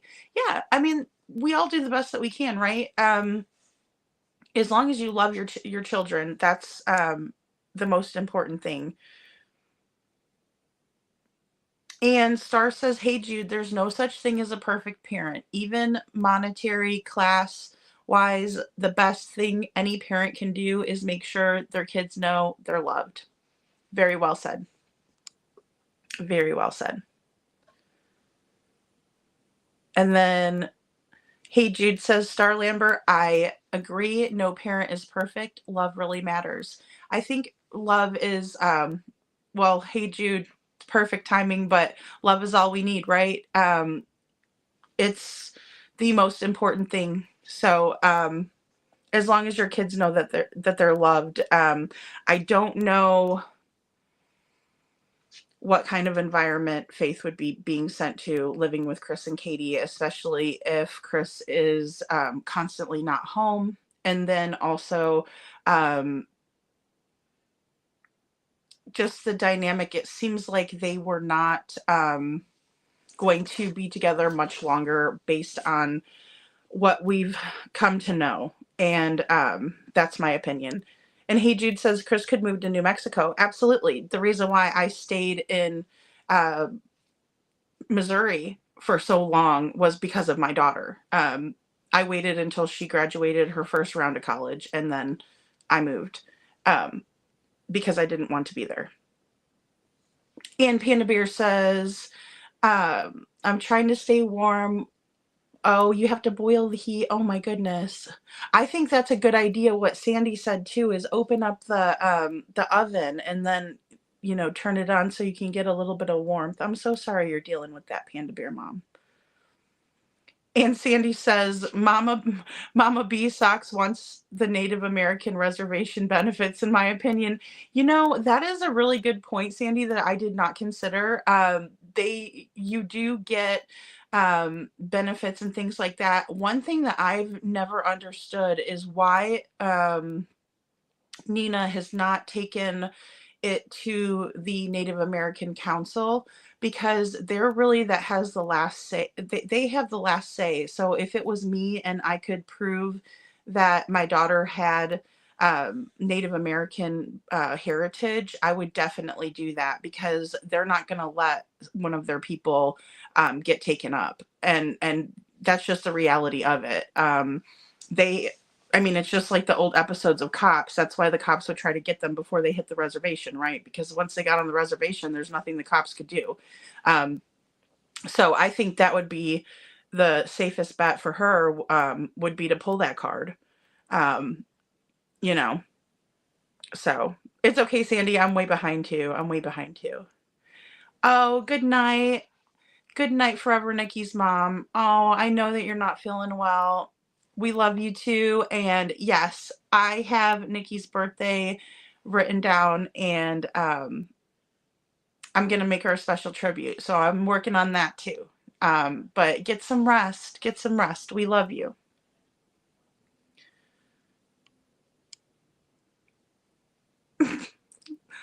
Star says, now I want some fudge. You're hilarious. All right, so let's see here. Okay, I think I got all of your guys' comments on that subject. Oh, Sunny Day says, I believe Nina couldn't take it to the council because she got married outside of the reservation. Oh, okay, Sunny Days, that's a really good point. I don't know what the stipulations are. Obviously, like, I'm half Hispanic, but I don't know if I have like any American Indian. I've been told that, but I don't know. Okay, Minnie, yeah, see, Minnie says it depends on the percentage. Yeah, so I mean, I know that you get more benefits, like the more of a percentage that you are Native American. So yeah, I mean, I think that you guys have that right. I'm not sure who she married. I've never saw the guy or the person that she decided to marry, so I don't know. Minnie says, my great grandmother is full Cherokee, but I haven't looked into anything. Yeah, that's what they said. I was Cherokee. So, I mean, but I don't know how much or anything like that. I've never looked into it myself. I just know that I'm mixed. So the grand jury, well, I think I think what they're talking about is when it comes to the BHB appeal, because she does have that court case coming up. So thank you, Hey Jude, for writing that. Yes, Nikki's birthday is January 11th. Okay, Lori, come back. All right, I'm going to go ahead and just play this next clip for us then, guys. Oh, one last thing. So what they were saying is, I agree with what they were saying about there being no good reason to take Faith. That is my opinion. Also, custody case is all about getting Faith, and I think that the reason why they wanted Sebastian out of the home so badly was because they wanted to get Faith from Nina. And that is one of my top theories as to the why or the motive behind wanting Sebastian out of their home. But here we are. And this, I'm not trying to like go out there and be like, hey, none of you get to do this, only I get to do this. No, that's not my point. My point is when you have become the topic of conversation rather than the avenue for conversation, you have become an obstruction. And I'm seeing that from a lot of people, several people on both sides of this, by the way. I'm not going to name names. I don't want to be attacking people. it needs to be about Sebastian, just like it needed to be about JonBenet. But instead, it became about, SF Investigates, and it became about Jameson. And what's weird to me, too, about this whole thing, and what I think is a very important comparison, Aiden, there was another case where I am to this day closely in contact with the parent. Has that parent ever made an appearance on this show? Not yet. Not one of you has seen Gabby Petito's mother. Not one of you has seen her brother. I have both of their phone numbers. I have spoken to both of them multiple times. Had a 6-hour phone conversation with Nicole at one point. They haven't been on this show. They haven't been on any shows. And what was the result? It was a court proceeding that wasn't mired in random true crime community drama, even though the case was all over social media. But the parents kept it in the courtroom where it belonged. And to be perfectly honest, I'm disgusted with the outcome. I think justice was not served. I mean, you look at it, the Laundries absolutely knew. There is no question in my mind that Roberta Laundrie knew that her son murdered Gabby. I think that's a case we should revisit in the near future. Oh, we will. I know there's another Netflix one coming out on it. There's another Netflix one coming out on it? I don't think there's a Netflix one on Gabby yet. Not a full, not to the level they did JonBenet. Oh, wasn't there something though? I think there was something, but Netflix is doing the same thing they did with JonBenet. Oh, okay. Yeah. So that was my understanding last time I talked to Nicole, at least. Got it. So there were things, basically the family was hamstrung with what they could say until that comes out. Yep. So when it comes out, I'm going to do exactly what I did with JonBenet, and I'm going to go through it and be like, all right, here's everything Netflix left out. Unless they didn't leave everything out. Maybe they did a good job. Who knows? So far, it looks like the Petito side is happy with what's happened. Maybe they did a good job. Maybe I won't have to do that. But, as somebody who has that in, when the time comes, I'm going to go back and revisit it. That was how it should have been done. What did the Petitos do? They reached out to a few influential people. They said, hey, can you tell this story about their daughter missing? And then they went to the courts. About that with you in the beginning. Yeah. So right when it happened, I think like the day, I think it was like the day it went public. Mm-hmm. A kid named TJ reached out to me. He had been a follower of mine on TikTok for a little while. And I've been talking about all the missing 411 stuff. And he basically was like, I never thought I'd be asking this, but my sister is missing, and it kind of matches the criteria you talk about. So I made a video, and the next day it was everywhere. It wasn't everywhere the next day because of me. It was just everywhere. And that's how I became involved. So over time, I got a chance to talk to TJ a few times. I got a chance to talk to Nicole. Actually asked Nicole for her opinion on the JonBenet Ramsey stuff.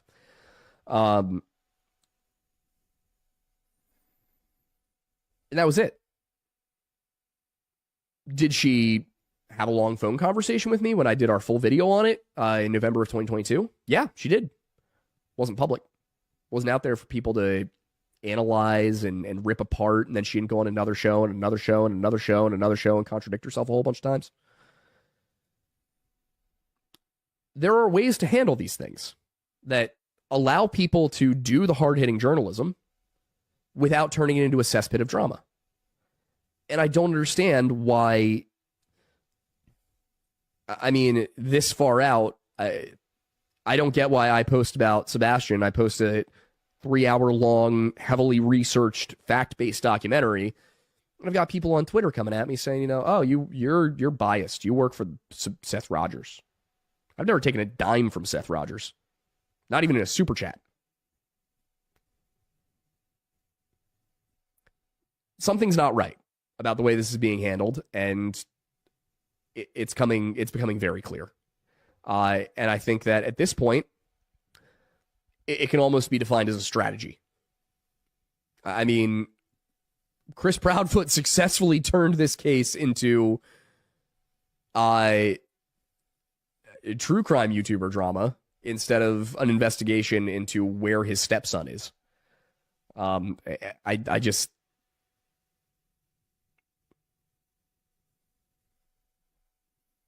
the depths of my hatred for this man. Okay, guys. So not a whole lot to unpack in there. Just basically talks about how Aiden was linked up by Gabby's brother TJ and was asked to cover her case. He talks about how it needs to be about Sebastian, not about SF, not about anybody else, but about Sebastian. And I couldn't agree more with that. He does talk about how he doesn't feel as if Gabby Petito received the justice that she deserved. I have to second that as well. I do think that Roberta knew that her son unalived Gabby, and I think that she would have done anything to shield him from any type of accountability. And we see that with Mama Socks in this case as well. He also goes into how the parents handled themselves in the situation. Now, I do think that the Petito Schmidts handled it in more of an ideal way than anyone else, including myself, would have been able to handle it. They got their own place. Like, they all moved into like the same house, and they made it completely 100% all about finding Gabby. Not every single set of co-parents are going to be able to do that, right? They're just not going to be able to do that every single time. I will check my email. Hey, Jude, thank you. But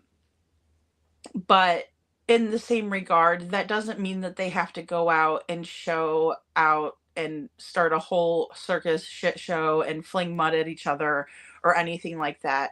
I think that keeping the focus on the child is the most important thing, and we just didn't see it here. Another thing that he goes into is that he really has a hatred for Mr. Foote. And I think that we all share that in some regard. I try not to hate anyone, but in the same way, when you have someone as vile as Chris Proudfoot, it's very difficult to say, oh, well, he seems like a nice guy, or, oh, well, at least he's trying, and da da da. They're not. I mean, they're not good people, in my opinion. And so it makes it very difficult. And if they were coming out and, pleading for Sebastian's safe return, things like that, handing out flyers, it would be a totally different situation altogether, right? But they're not doing that, and they haven't done it. They didn't even try. If they would have attended vigils, there's just so many things that they have done. And then all of the lies, the changing of stories, we didn't see that when it came to the Gabby Petito case. Granted, Roberta and Mr. Laundry just basically kept quiet. I mean, they didn't say anything. They ignored any type of questioning. Hey, Susan, good to see you, and things like that. So it's it's just one of those things that we didn't see that type of a thing. Not like we're seeing here with two parents, in my opinion, who want the spotlight on themselves rather than it being on who's really important, who is Sebastian. We also see a lot of guilt type of behavior, a lot of suspicious behavior when it comes to Chris and Katie. And obviously that is open to interpretation. It's my opinion, that I'm saying this, but in the same way, it's very hard for me to understand how someone could say that they're seeing normal behavior out of these two. I don't see it. If I had some kind of proof or something, then that would help me understand. But I don't see that, so that's what's difficult. And let me go ahead back up to your guys' comments. Oh, thank you, Unnamed True Crime Channel, for becoming a member. Thank you so much. And let's see.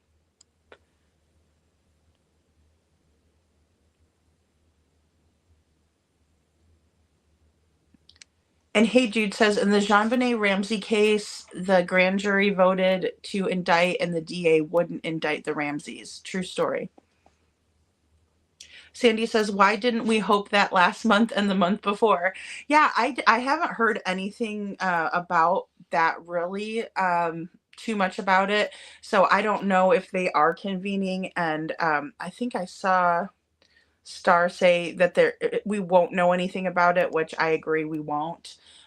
They do keep all of that private. I would hope that they would push for it. However, I really hope they have enough evidence to convict. And that's always the most important thing, because all they need to do is hire somebody that can get them off, and it's over. So I'm praying and hoping that um, everything is handled correctly in this case going forward. And Unnamed True Crime Channel says, here in Alabama, grand juries meet every week. It's funny how it differs so much from state to state. I agree. It is very weird how it differs so much. It's just however they would like to handle it. Once a month doesn't seem hardly enough. So I don't know. And Chief says, I'm part show. Oh, I'm going to say it wrong. Shoshone Bannock, not enough for those benefits. On these reservations, they have worse crimes than our states, never solved due to cheeks turned. Yeah, absolutely. And you know, it's kind of a really gray area because they have all of the authority. So that's another reason why we don't really hear about indigenous cases, is because they're not handled through our federal government or through the state and local law enforcement officials. It's handled, you know, per the reservation. So that's a great point, Chief. Thank you.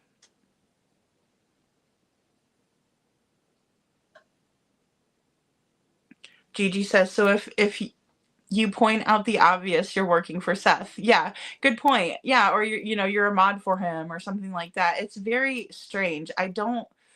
There's no logic behind it. So it's very annoying and off-putting, in my opinion, because there's no logic behind it.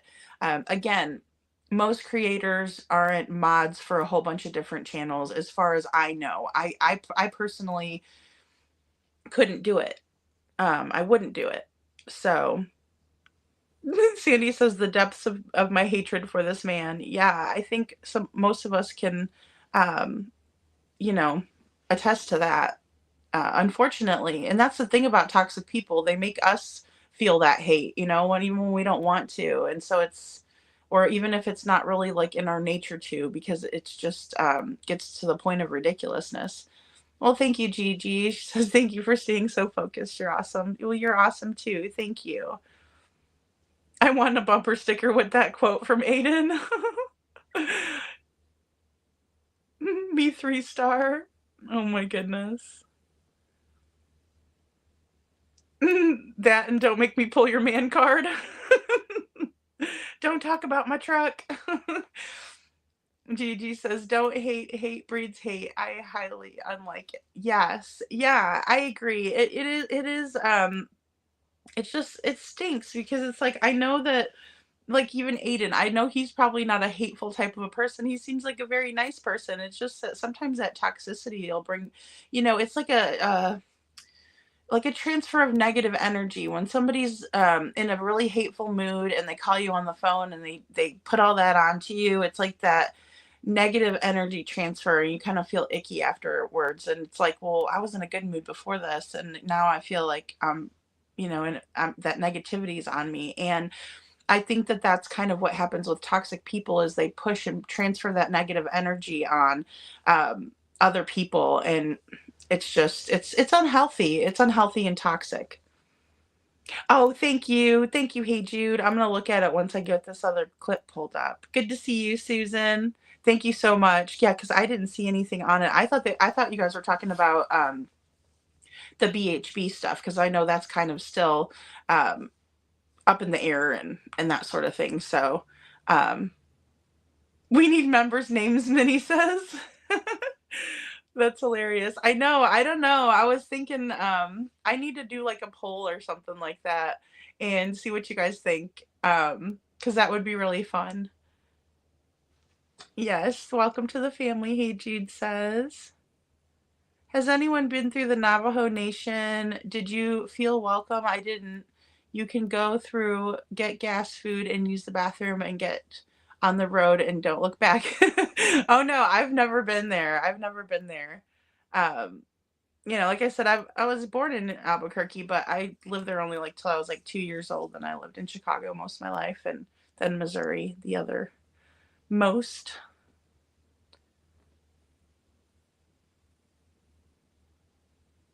Oh, that is so scary, guys. I hope everyone stays safe that's in California. Aw, I know. Smoke inhalation's real, Minnie.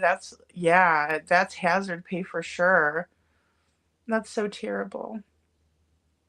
Oh, thank you, Unnamed True Crime Channel, for the super chat. She says the irony.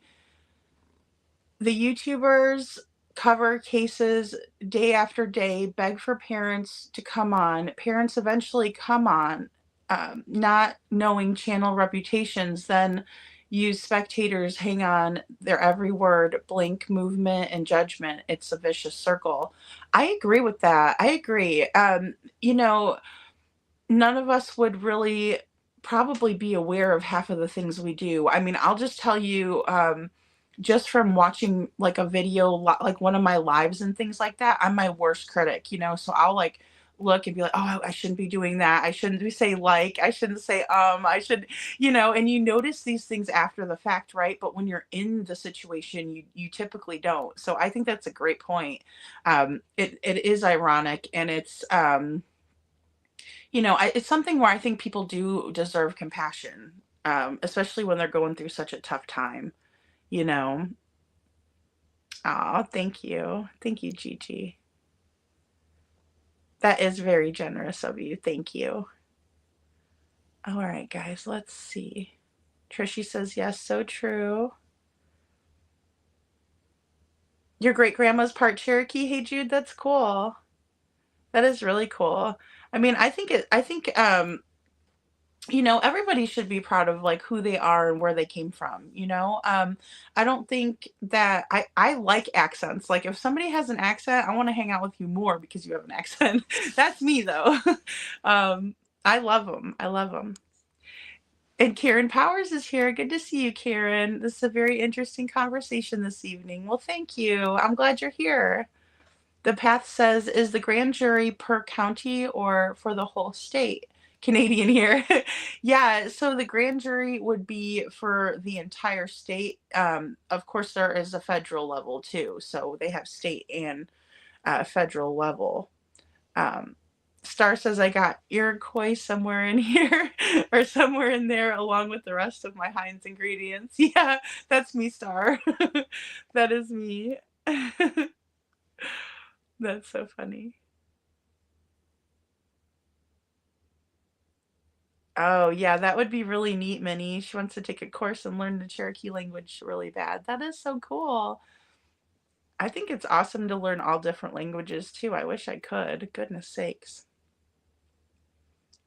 Oh, okay, you're Cherokee too, Trishy. That's awesome.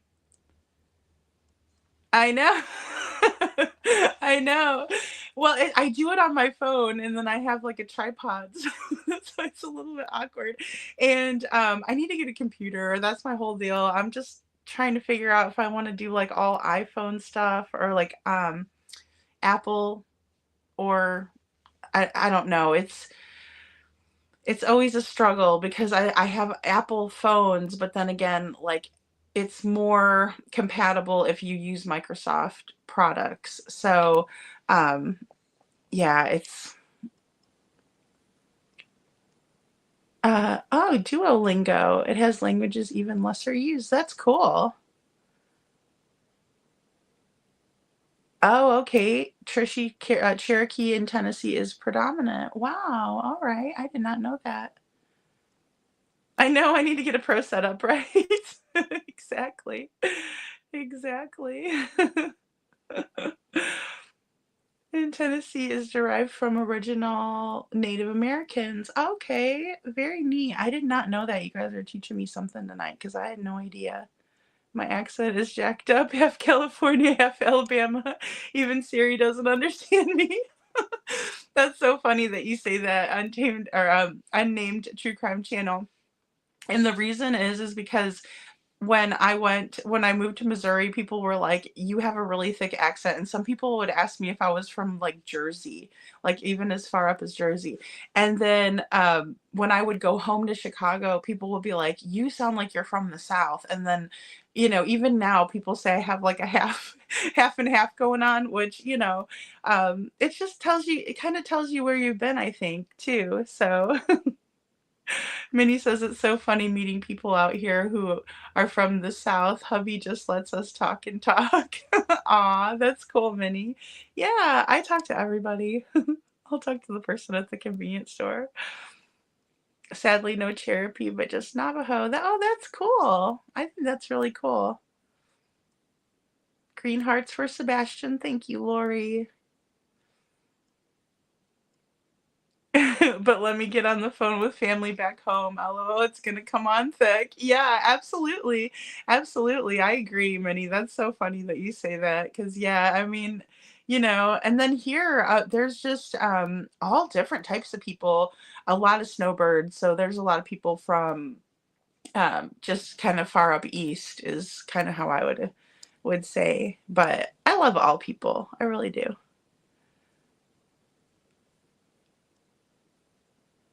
All right, guys, I'm going to go ahead and play this next one. Oh, hey, Tori. Nice to see you. Thank you for all the green hearts for Sebastian. All right, let's go to, what are we on? Number 9. I don't know. I just think it's so interesting how history keeps rhyming. And I worry that the kind of interference we're seeing from certain people is going to be the same kind of thing like with Jameson. That, I mean, if not for Jameson, nobody questions Don Foster. I mean, supposedly, the Ramsey attorneys had a letter he sent to Patricia all along. Sent to Patsy where he said that he didn't think she did it. But here's what I'm interested in. He's never come out and said this, but I noticed a bit of a pattern of my own. In the stuff Jameson said, he had sent her an email. Very complimentary. You're one of the only people I'm seeing with, educated, intelligent, calm messaging about this. And that opened a dialogue. And then I see he sends a letter to Patsy where he says, "I don't think it was you at all. I know it wasn't you. I think I could help." I think he wanted samples. Maybe I'm wrong. Maybe I'm giving the guy too much credit. But if you're suspicious of somebody, and he was suspicious that Jameson might be John Andrew, according to Jameson, if you're suspicious of somebody, you're not going to just tell him, "Hey, I think you did it. Now give me all the reasons to believe you did." Yeah, you're not going to do that if you want to successfully do what you need to do. Yeah, so, I mean, I don't know. I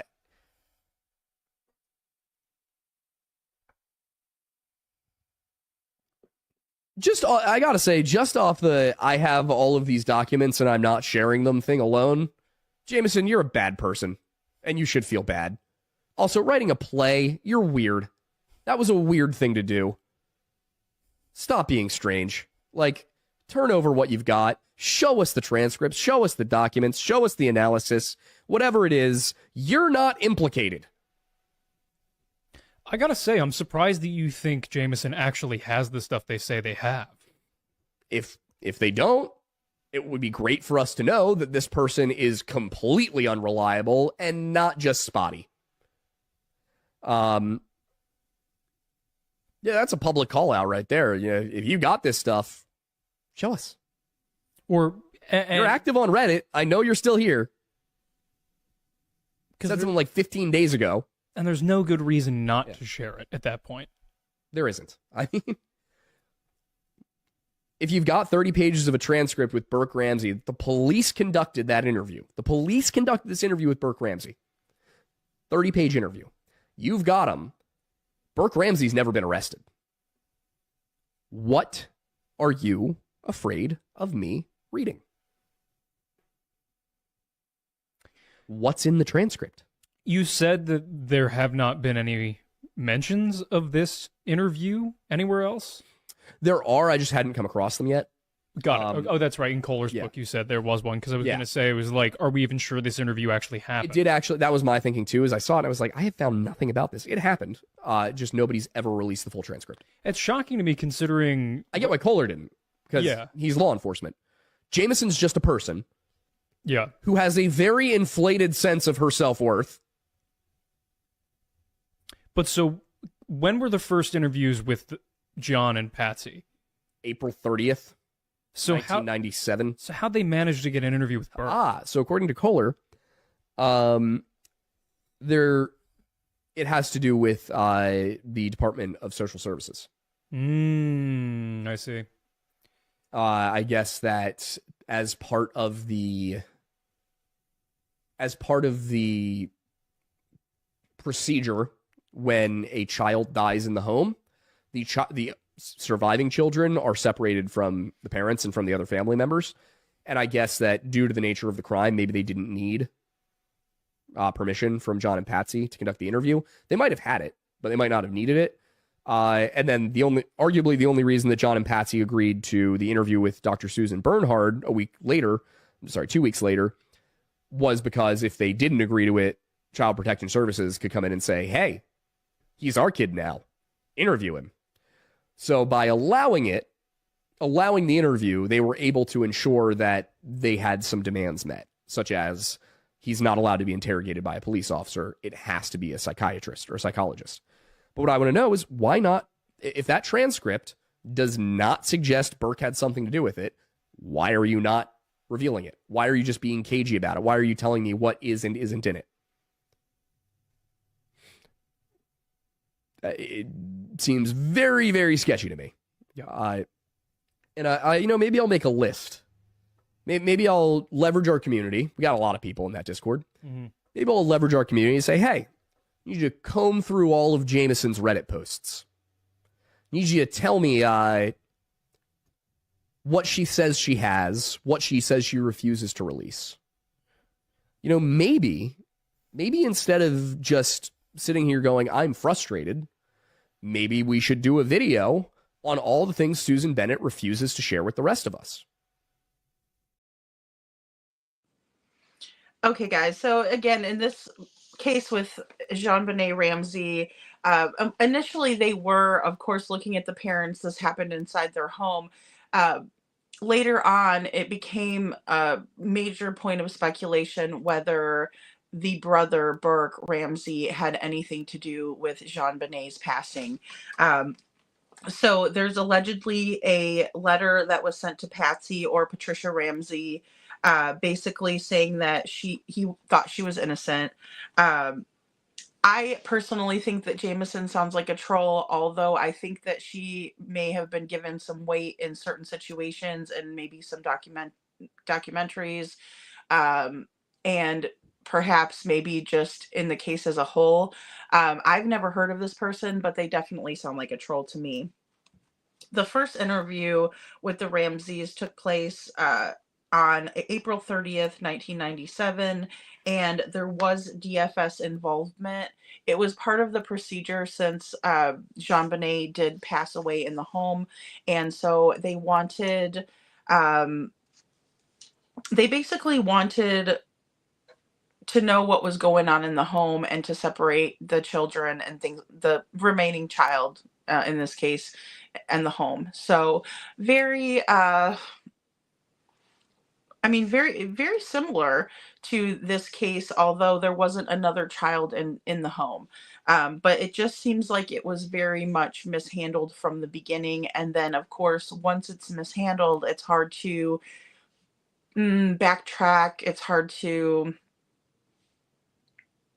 gather evidence that's been tampered with. Essentially, the Ramseys had the means to get a very good lawyer.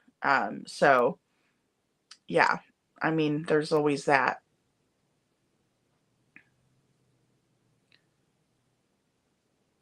Sandy says, if you want to see trolls at their finest, go watch The Fire on YouTube. About 80% of the comments are trolls. Oh my gosh. I don't know why. I don't understand that. That makes no sense. Hey, Lady Tit for Tat. Good to see you. Good to see you.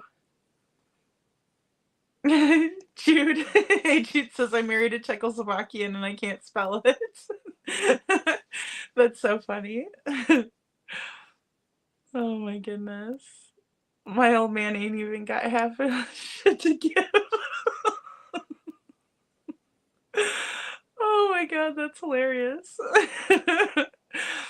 So either way, guys, just kind of goes over the mishandling of the case and trolls in the case. So let's go ahead and watch this next clip. Or she could just share. But she's made herself a public person. She said, I'm Jameson. I don't know. Video title to me sounds like the woman who threw the JonBenet Ramsey case, essentially. Yep. I mean, it's just rough title, but sounds like a good video. Yeah, I mean, I sit here and I'm like, you know what? That information's got to get out somehow. It's not a threat, by the way. We cover a lot of different things. Not saying do this or else we will. Just saying maybe it would benefit the public to know what Jameson refuses to release. Just a thought. I mean, to me, it sounds like there's two options. One is that really there's three, but I consider it unlikely the third option. What do you think they are? The three things I think are likely to happen, the two most likely are one, we get sued. We'll probably get sued no matter what. But the first one being that the information somehow is not able to be released because it's too vital. You know, it is in the hands of a private citizen. Yes. It's refused to be released primarily because it probably doesn't exist. Oh, wait, really quickly here. I just wanted to check and make sure. Yep. Ready? Because I sent a message on Instagram to Jameson earlier tonight, directly asking about this. I have not heard back. Just want to check and make sure we were still good on that. Yep. My question was, why aren't you sharing? Yeah. Understandably so. I mean, I understand that was like, you know, so-and-so did not respond to our request for comment when I sent the request for comment 5 minutes before the deadline, but still, we continue. Yeah. What happened? What are our likely options here, or likely outcomes? Yeah. So I think one is that the information is not released because it doesn't exist. Ah, that's possible. Yep. I think the second option is that it is not released because of some reason. I'm sure it'll be really thorough, but also really BS. Yep. And then the third option is that the information is released and all of the hypotheses and suggestions previously made will be almost immediately recognized to be false, or at least heavily misleading. I get the feeling you might be right about basically any of those. Yeah. I think another option, too, is that Jameson does, in fact, have all of this stuff. And just sues us. Like, on what grounds? Defamation, probably. It's all speculative. It is. Wouldn't be the first time somebody sued somebody for something stupid.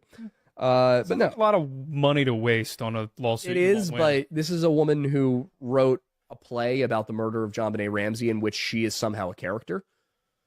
Like, wrote herself into... Honestly, at that point, look at Jameson. What do serial killers do? They involve themselves. This would be an extremely... Wouldn't that be wild? Insane case of that, yeah. Wouldn't that be crazy? I don't think that's what it is. I don't think Jameson had anything to do with it. But I think, we've already had one person in this case who was exonerated by DNA evidence, who inserted himself and admitted to doing it and then was found definitively to have not. Mhm. I do love that, like, I pointed out to some people on Reddit, like, John Mark Carr did not have the story right. Like, there were multiple places where he did not, he had his details wrong. Yeah, I can't wait till we get to that episode. Oh, I'm when so you go excited. through it, considering how many things that Netflix I blatantly am left so out. looking forward to it. As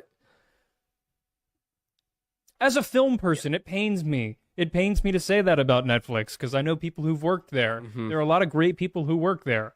Netflix makes a lot of good stuff. Just They their do. documentaries are not on the list. Hmm.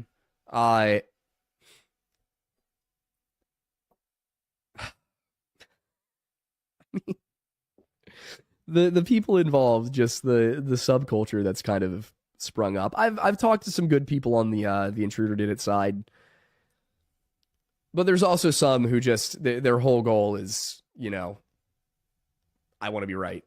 I mean, people who, for example, there's one person who posted some excerpts from the deposition of Steve Thomas. Didn't post it look at all these things Steve Thomas is saying. Can't you tell he had no business being on this case? Meanwhile, you sit there and you read it with the understanding that it's a deposition, that he's being sued, Mm-hmm. and that his goal in the deposition is not to incriminate himself in a way that makes him lose money. Yep. So if there's a statement where he says, I don't know, or he asks multiple clarifying questions, that's him making sure a lawyer doesn't get one over on him. And the lawyer trying to get one over on him was a guy who is now known for spreading false information in order to get himself into the spotlight. Looking at you, L. Lynn Wood, and your claims about the 2020 election. I mean, that election could have been completely fraudulent, and you still didn't make a point. Okay, guys, so they kind of go into a little bit of politics and things like that. Basically just saying that the info might not be released because it doesn't exist. So that's one theory, that there's an unknown reason that we might find out. It's kind of like a BS reason why it won't be released. And a third option might be that the info will be released, but recognized to be false info. And maybe a fourth would be that Jameson does have the info that they're saying that they have, but they might sue the Lore Lodge for defamation. So any of those four could happen. It would be interesting if this person was a serial red rummer, because a lot of times they do insert themselves into the cases and they'll like to taunt the police and things like that. We've seen that several times. Again, I do think that Netflix tends to not do as much on their documentary. Well, I should say their documentaries seem to be very biased, in my opinion, and they tend to spread a little bit of misinformation. But that's just my opinion. Some of them I've seen, excuse me, have been decent, but like I said, I really got turned off with the Stephen Avery analysis that they did, or the documentary series that they did. So just something to think about in the Jean-Benet Ramsey case. And then we also see a lot of misinformation, but mainly, in my opinion, we're not seeing as much of it spread by many others than the Proud Feet, which leads me to believe that they are guilty, or that they don't want the correct information out there. And I think a lot of you feel that way too. Now, just kind of going back really quick to the grand jury that we were talking about earlier, Catherine Strong is Sumner County Circuit Clerk. Let me go ahead and unplug that so you guys can see. And basically, just to let you all know about the grand jury consists of 12 members and meets the first week, Monday through Thursday of every month. Each grand jury serves for 3 months. The duties of the grand jury are: 1, to consider all criminal cases submitted to it by the District Attorney General. 2, to inquire into any report of criminal offense brought into its attention by a member of the grand jury. 3, to inquire into any abuse of office by state or local officials, and also to report the results of its actions to the court. So I hope that they're going to convene in this case, and we may see some sort of results from that, but that's from their website. That's what Hey Jude sent me. Thank you, Hey Jude, for sending that to me. So very interesting. I'm really hoping that something comes of this. I don't know which of these reasons it would be brought before them, other than possibly the DA, the district attorney general, excuse me. So, and maybe they're looking into the ABUSE of the office of the state or local official. So, because we've seen a lot of that in this case. And so to me, I wouldn't discount that. That could be something, yes, thank you, Hey Jude. That would be something to consider in this case. So what I'm going to do is just go ahead and play our next clip, because we have a few left. Oh, we're at 11. And like somebody at Washington Post could drop it tomorrow, like, we have undoubted proof that the election was stolen, and Lin Wood would still be wrong. Like, that's how far off the mark he was. He had nothing. He's like, we have the evidence. There was none. And I don't mean like, this is not a commentary on that entire controversy. I mean, he specifically had nothing. Never. Ever. There was nothing.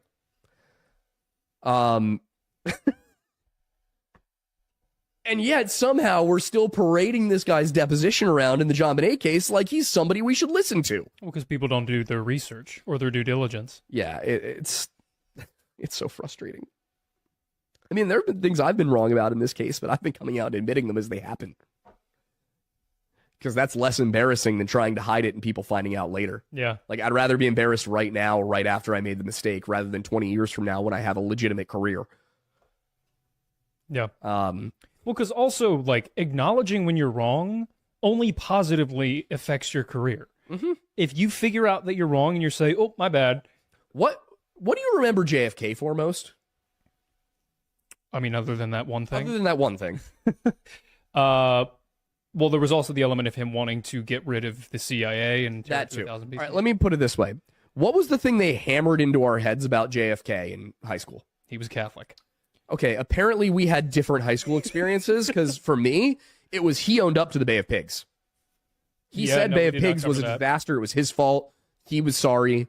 That was all on him. And it was just heaped onto us. Look at this accountability from a public figure. Isn't this great?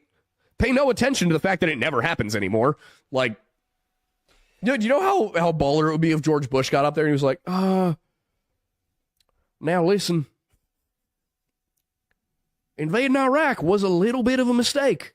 I will own up to that one. I think we'd all have some respect for the guy. I was quail hunting with Cheney. I didn't want to risk it. That was a good one. Didn't want to risk it. Oh, God. But, it's stuff like that, hammered into us. Accountability is good. Accountability is a good thing. Yeah.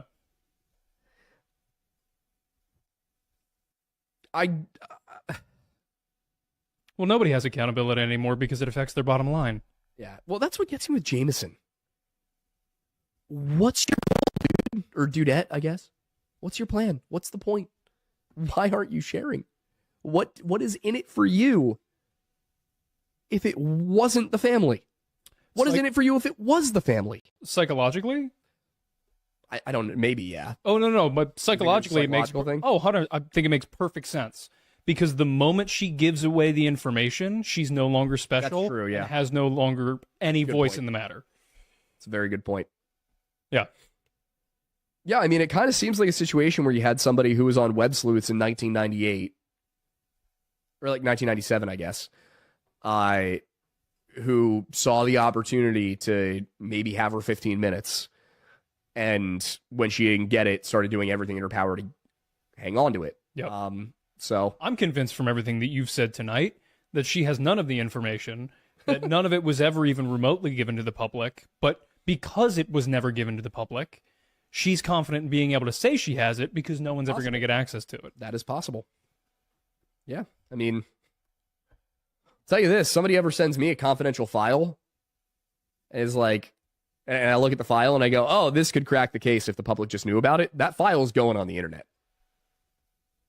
Well, that actually directly correlates with the first relevant super chat that we got. Oh, what was it?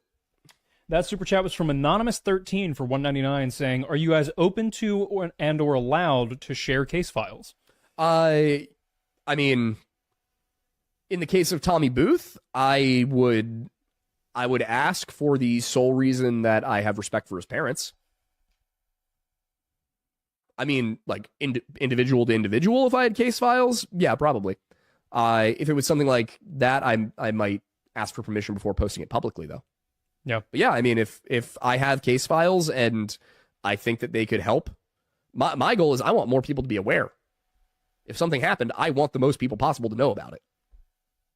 So. Yeah, understandably so.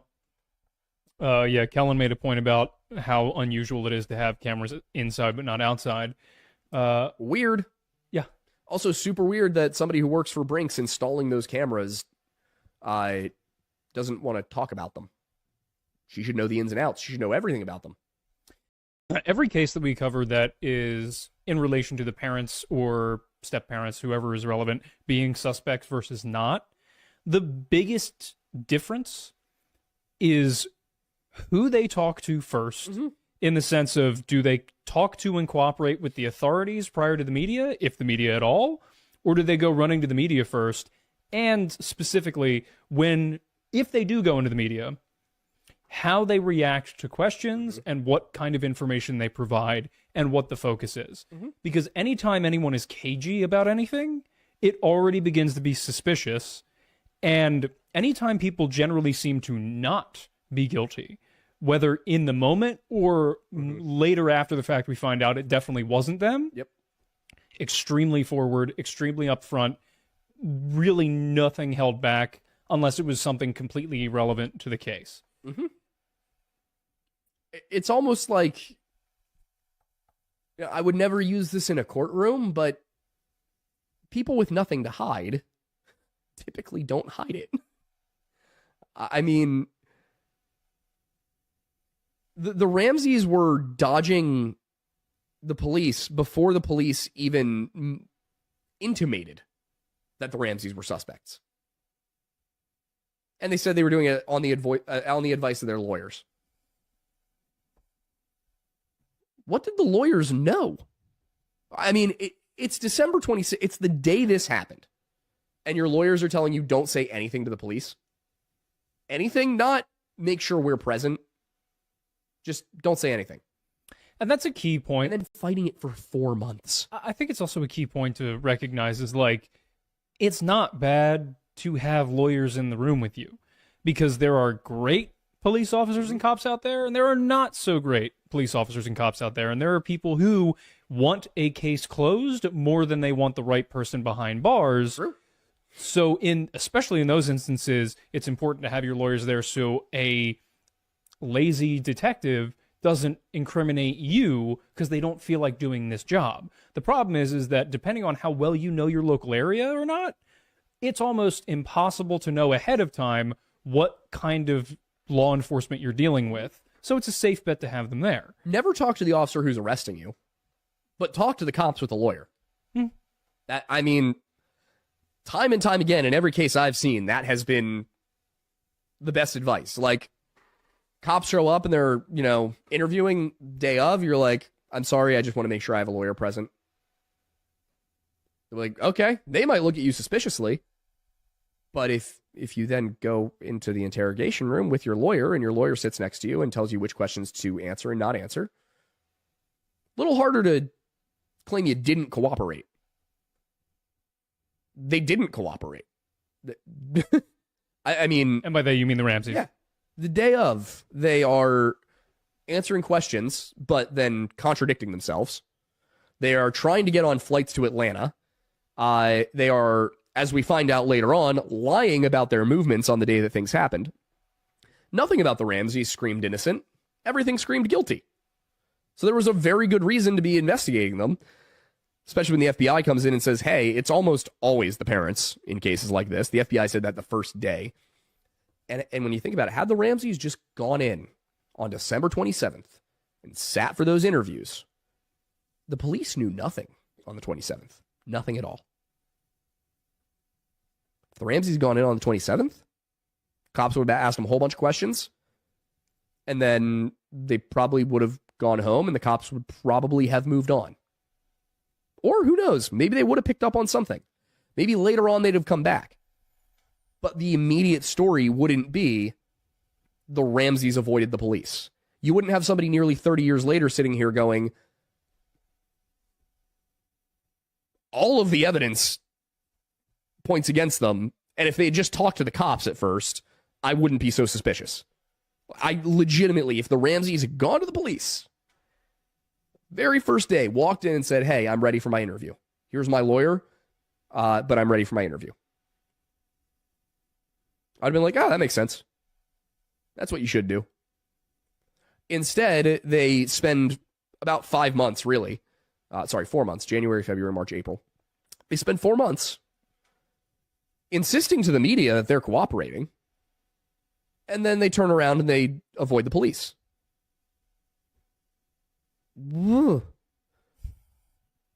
Like, you're just heaping suspicion onto yourself at that point. Like, I was a little suspicious that John refused to sit for an interview at first, considering how fine he seemed. But as it goes on longer and longer and longer and longer, and there's more and more evasion, and there's more of the lawyers doing things like saying, hey, you can't test those samples. Like,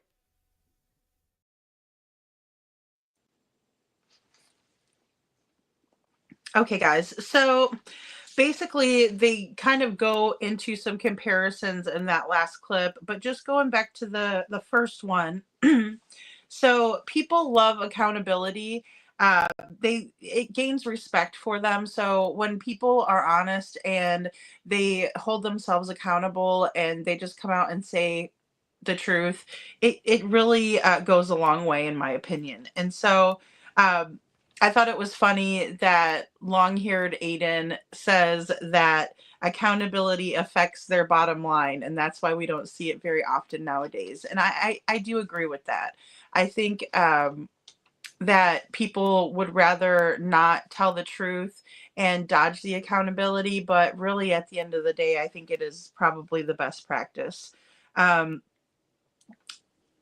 They talk about the fact that bringing in case details or files from the case that can crack the case open brings awareness and helps, but that they also consider respecting the family members, or if they receive these details or paperwork from the family members, it's probably a better practice to ask before you just go blasting it all over the internet. And I can agree with that. That would be my approach. KP says that she should know everything about, or what they were saying, excuse me, I said that wrong. They were saying that KP shouldn't be so quiet about the home security systems and things like that and the surveillance footage from the neighborhood. Her working at Brinks should mean that she would know a lot about the different systems and things like that. So it is very fishy that she is so quiet about that and not speaking up about it. I agree with that 100%. And then they do a little bit more of case comparison with Ramsey and Sebastian. So basically, they bring up contradictions, lies, and that it screams guilt on their part when they do that. They also talk about insisting that they're cooperating. So we also see that in the Sebastian Rogers case. Katie and Chris insist that they are cooperating. The police are insisting that they cooperated, yet we don't see that in the public eye. And I do agree that if you lawyer up, you should listen to your lawyer. So if your lawyer says don't talk to the police, don't talk to the police. Without them present or otherwise. I mean, that's just one of the things about having a lawyer is if you're gonna pay somebody that much money, you should probably listen to what they're saying. And that's just kind of how I feel about it too. And let me see what you guys think. So I saw a lot of comments basically just saying that you like everybody in here that's parents would be beside themselves if their children were missing, right? You'd be looking all over the place. You'd be trying to find them anywhere, doing whatever you could. And I agree with that. Detroit Rock City says, if I was Seth, I'd be in jail by now. Yeah, it's very difficult. He's showing so much restraint when it comes to this. It's easier said than done. And then also, I think I saw Star said something about, let's see.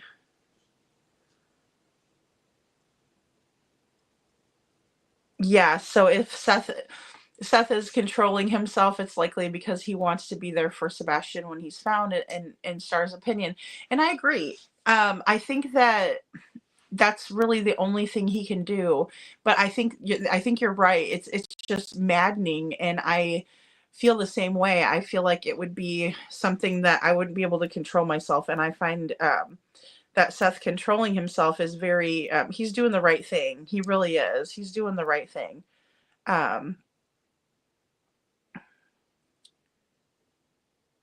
Gigi says, I don't think he ran away without shoes, coat, backpack, switch, phone, etc. But he could have run scared into the hands of evil. Could have been a bad accident, but the math ain't mathin'. Yeah, I agree too. And excuse me, I can't discount that he ran away either, and that's the hardest part. But I feel like he would have been caught on camera or something like that. I feel like he would have been seen somewhere. And then also that audio that we just played last night on the live, it really scares me, knowing that there could be camera footage out there of somebody carrying him through the common area or carrying something over their shoulder into the common area. It's very unnerving.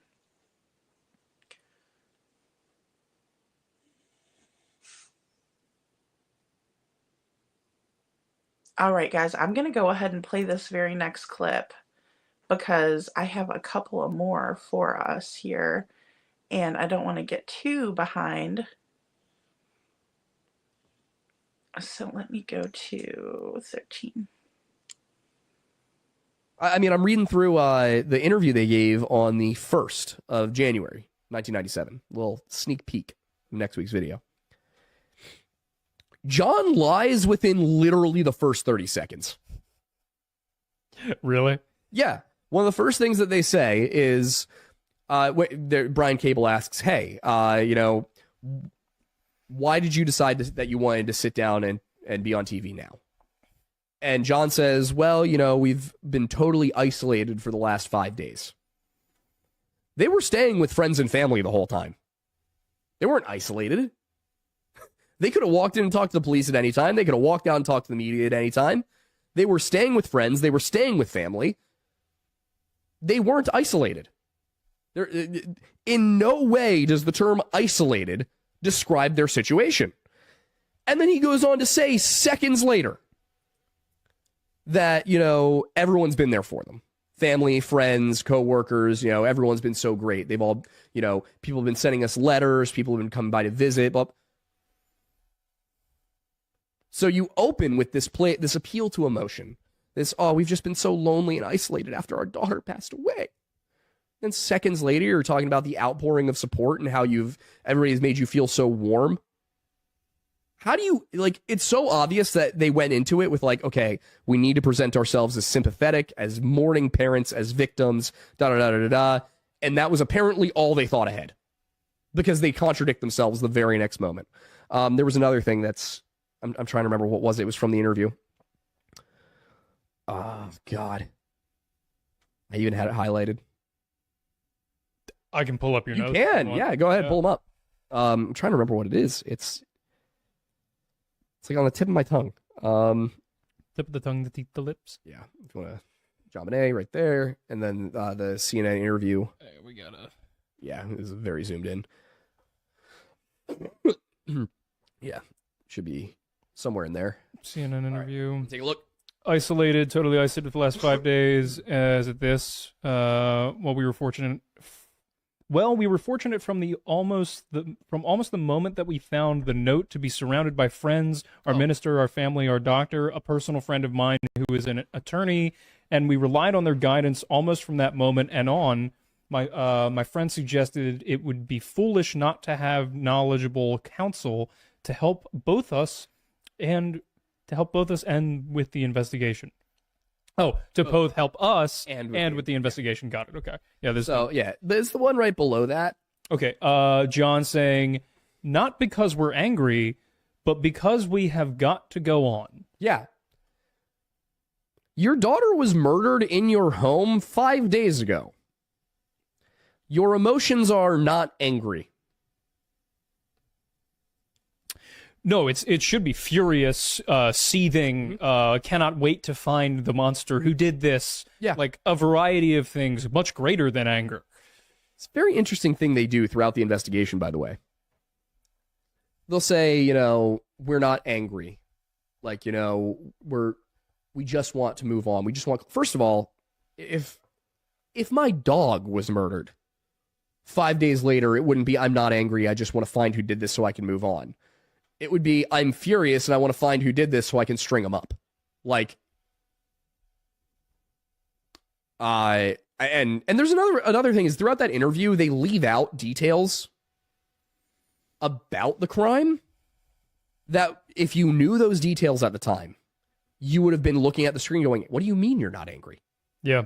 What do you mean you're not angry? But they leave them out. And I think it's because if people knew the truth, if people knew what the Ramseys knew, they'd look at him and go, what's wrong with you?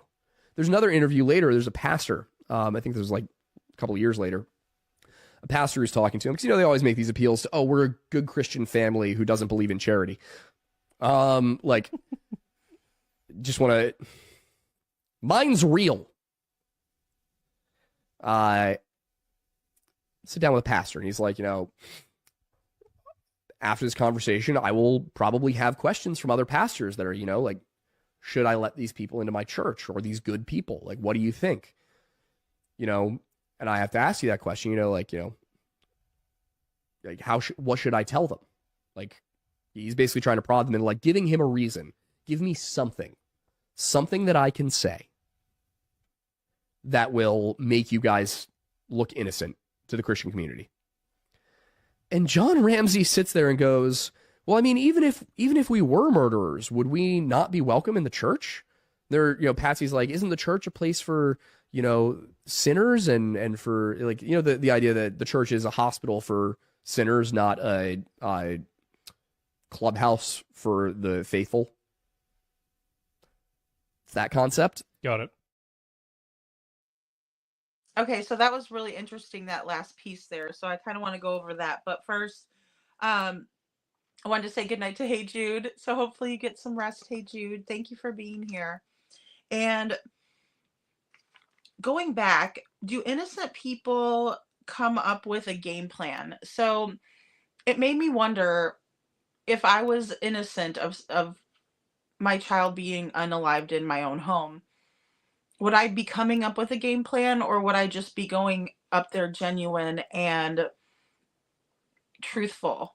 And I don't think that innocent people need a game plan. And that's just my opinion. But I wanted to know what you all thought about it, because it just seems very odd. I'm not saying I wouldn't be nervous. I'm not saying that I wouldn't be extremely sad and depressed, maybe even medicated or so, 6 years old, to lose a little girl at 6 years old, to lose your son when he's 15 years old. I don't think there's any age that you ever want to lose your child, right? But I don't know that I would be coming up with a game plan other than maybe to deal with hateful people. But in the same regard, with what I was going to say to the public or things like that, I don't know that innocent people really need to have a game plan. Aiden goes on to say that if his dog was unalived by somebody, that he would turn all John Wick on them, basically, and try to get justice for his dog. And I have to agree. Now, toward the end there, what they were talking about, in the Bible, it says, don't judge other people or you'll be judged. Leave that up to the Lord, basically. But I thought it was a very interesting concept when it came to, should we allow murderers in the church? I think that would be an unsafe environment. Think about all the children that are in the church. Think about all of the single moms and single dads that maybe go to church so that they can meet a nice person. I think it can be a very dangerous game, letting people in. I understand that, by Jesus's law, he hung out with people who were unsavory. All of us are sinners, but he would try to speak with those people and get them on the path of God, right? But I don't think that we should allow people. So I think my answer to Mr. and Mrs. Ramsey would be no. I wouldn't want to go to church with someone who unalived their child. I just wouldn't. And that's not me being a bad Christian, in my opinion. I think it's more that I'm protective of the people that I go to church with and the kids that are there. It's not our job to save others. It's God's job. So in that regard, I'm just going to say hell no. I wouldn't want them in my church if they unalive their daughter.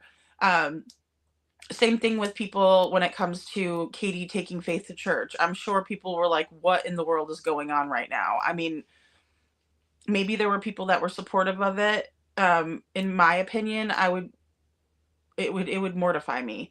It would mortify me knowing that little girl was having to go home with her, knowing that there was a child that went missing from their home. But again, that's just my opinion. Karen says, I agree, but the whole Texas Roadhouse scenario made me think she could have been trying to trick him because he didn't look like he was enjoying anything that evening except that he was being fed. That Texas Roadhouse video is so creepy, Karen. It is like, I don't know. It's one of those things where every time I watch it, it's creepy. I've never lost the creep factor with that video. I still don't understand why they went to Texas Roadhouse either way, because neither one of them ordered a steak. I'm glad you're still here, Gigi. I'm glad.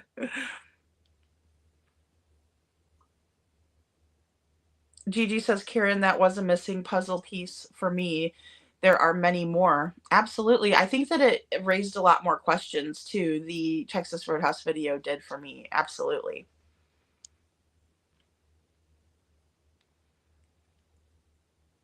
Yes, untamed, or I call you untamed, unnamed, unnamed true crime channel. We're glad to have you here. Don't be afraid to take a sad song and make it better. Aw. Thank you, Minnie, for posting for Crystal. Thank you so much. Star says, this one triggers me slightly. There's an article about the pedo who ABUSE'd me trying to find welcome in the church. Of course, they didn't know those are the hunting grounds. Right. I agree with that 100%, Star, and I'm so sorry that happened to you. I think that they prey on those situations. They prey on nice people. They prey on people with loving hearts, and they want to get in where they can. And I think that it's just a very, very awful situation when somebody is willing to do something like that, to get in where there are little children and they can say that they found the Lord, and then the next thing you know, they're hurting kids again. I just find it to be unacceptable. An unnamed true crime channel says no game plan if innocent. I don't think, probably a complete emotional mess. Yeah, definitely. I would be beside myself, but I don't think I would be going up there. Like, I'd be probably like, try not to, cry. You gotta, there's a message that you have to send and you have to do it. You have to be strong. Like, I'd probably be giving myself a pep talk, but I don't think I would be, um, coming up with a game plan. That kind of really does scream guilt to me. Um, yeah, Gigi, I think this was planned, maybe not to the extent. Yeah, but planned, just my opinion. Yeah, definitely, definitely. I mean, and for them to get away with it for so long, both sides. I mean, oh gosh, look at the Ramseys. Gigi says, "Oh heck yeah, my dog, my cat, my family getting justice." That's right. And that's what we're intended to do, is be there for each other like that. We really are. That's why we have each other, right? Is to stick up for one another and love each other. Yes, unnamed truth. It says true crime channel. It says, um, it also says an eye for an eye. That is very, very true. And Karen says, I agree. I feel like the missing pieces are being held in CP and KP's hands like cards in a poker game. They need to produce those pieces. CP says his family brings the proof, but they haven't, in my opinion. They have not. And that's the thing too. They're so adamant about that. I agree, Karen. It's almost sickening. They're so adamant about it, but yet they never have brought us any kind of truth or anything. Nothing's crystal clear. Um, Let me clear this up once and for all. It's like, but you're not, and you expect us to believe it. It's absolutely bonkers. It's bonkers. Panda Bear's mom says, "Oh yeah, my fur baby is part of my family. If anyone harmed him, I'd be furious." Absolutely. Absolutely. Unnamed True Crime Channel says, "I think, in my opinion, the Bible references judging as in poverty, religion, race, etc. I don't think it refers to evilness." And that's a great point. That is a great point.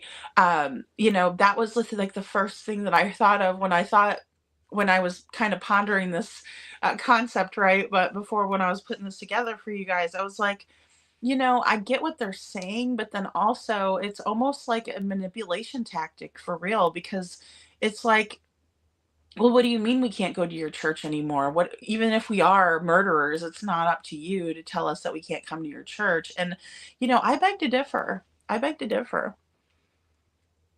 Mhm. Star says, then there can be a church specifically for convicted offenders, in my opinion. Absolutely. Let them be support to each other. I don't think they should ever be let out. I really don't. I know that's harsh, but I would rather save a child than have that. Unnamed true crime channel. Oh, so the photo, Sandy, right behind me on the screen is of. I'm sorry, guys. I had to put a cough drop in. It is um, CP, KP, and then Cluminati and SF Investigates and Cletus. And it was a photo op that they did when they were going out and doing drone footage the one day. And, they're all waving and smiling. I'll show you. Um, did I put it on the overlay?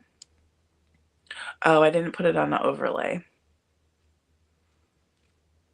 But it's on the thumbnail. And then I took the background from their house.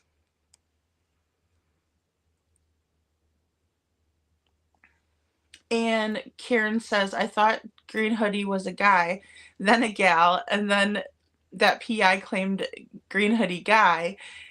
Has anyone figured it out? No, Karen, I haven't. And we call him a shim. And that's Sandy's is a shim, because we didn't know whether it was a man or a woman. I'm going to go ahead and play this next clip, guys, just so we can get through them. And we don't have very many left, I don't think. I mean, I'm reading through the interview they gave on the 1st of January, 1997. A little sneak peek of next week's video. John lies within literally the first 30 seconds. Really? Yeah. One of the first things that they say is, Brian Cable asks, hey, why did you decide that you wanted to sit down and be on TV now? And John says, well, we've been totally isolated for the last 5 days. They were staying with friends and family the whole time. They weren't, and they don't say we're innocent. They don't say we could never kill our daughter. It's like, well, I mean, even if we were murderers, I'd hope we would still be allowed in church. I mean, church for these people wasn't a religious experience. It wasn't where you went to feel communion with God. It was a place where you went to be seen. It was a place where you went to show off. You wanted to make sure you were in your church community because that was the thing to do, especially down south where Patsy's from. Oh, your church is the center of your community. So for them, the church isn't a hospital for the sinners. It isn't a hospital for the sinners. The church isn't a place to feel closer to Jesus. The church is just the community center, and we're, rich and important, and we need to be visible in the church. If we were to lose the church, we'd have nothing. That's the attitude they carry. I mean, I am disgusted. Thank God Chris and Katie Proudfoot haven't said anything about Christianity, but I'm pretty sure Chris couldn't step into a church if he wanted to. I think he'd burn.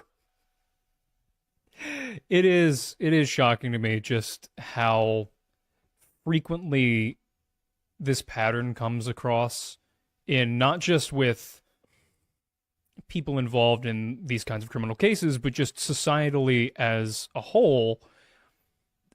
There seems to be such a level of focus on social status in things that are totally irrelevant to status. Yep. Like church, like, giving in, charitable circumstances. You know the one thing that should tell me that you're wealthy is in a church? An engraved pew. When I go to church, I don't want to see, I don't want to think about how much richer the person next to me is.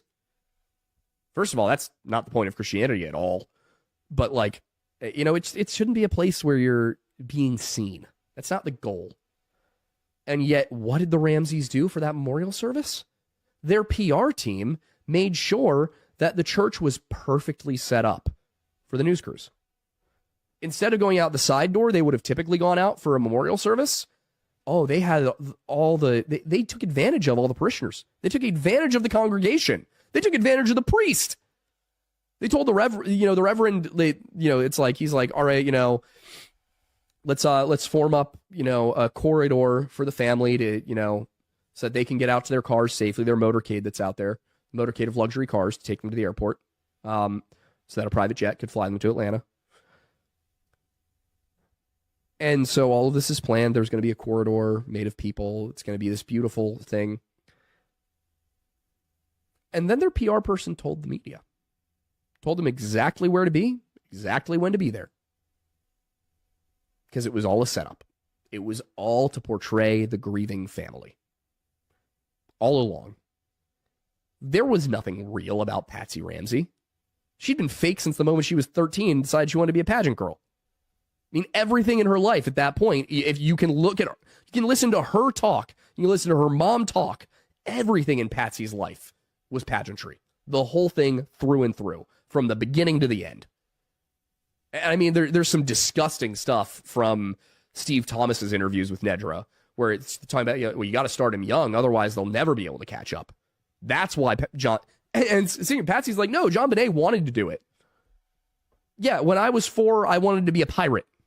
My parents didn't buy me a galleon and send me off into the Bahamas. God, I wish mine did. I wish. It would have been sick. They didn't do it. Yeah. They talk about, John Bonet loves pageants. She loves doing them. Meanwhile, there's all these other accounts of her, telling people she felt like she wasn't pretty enough at the age of 6.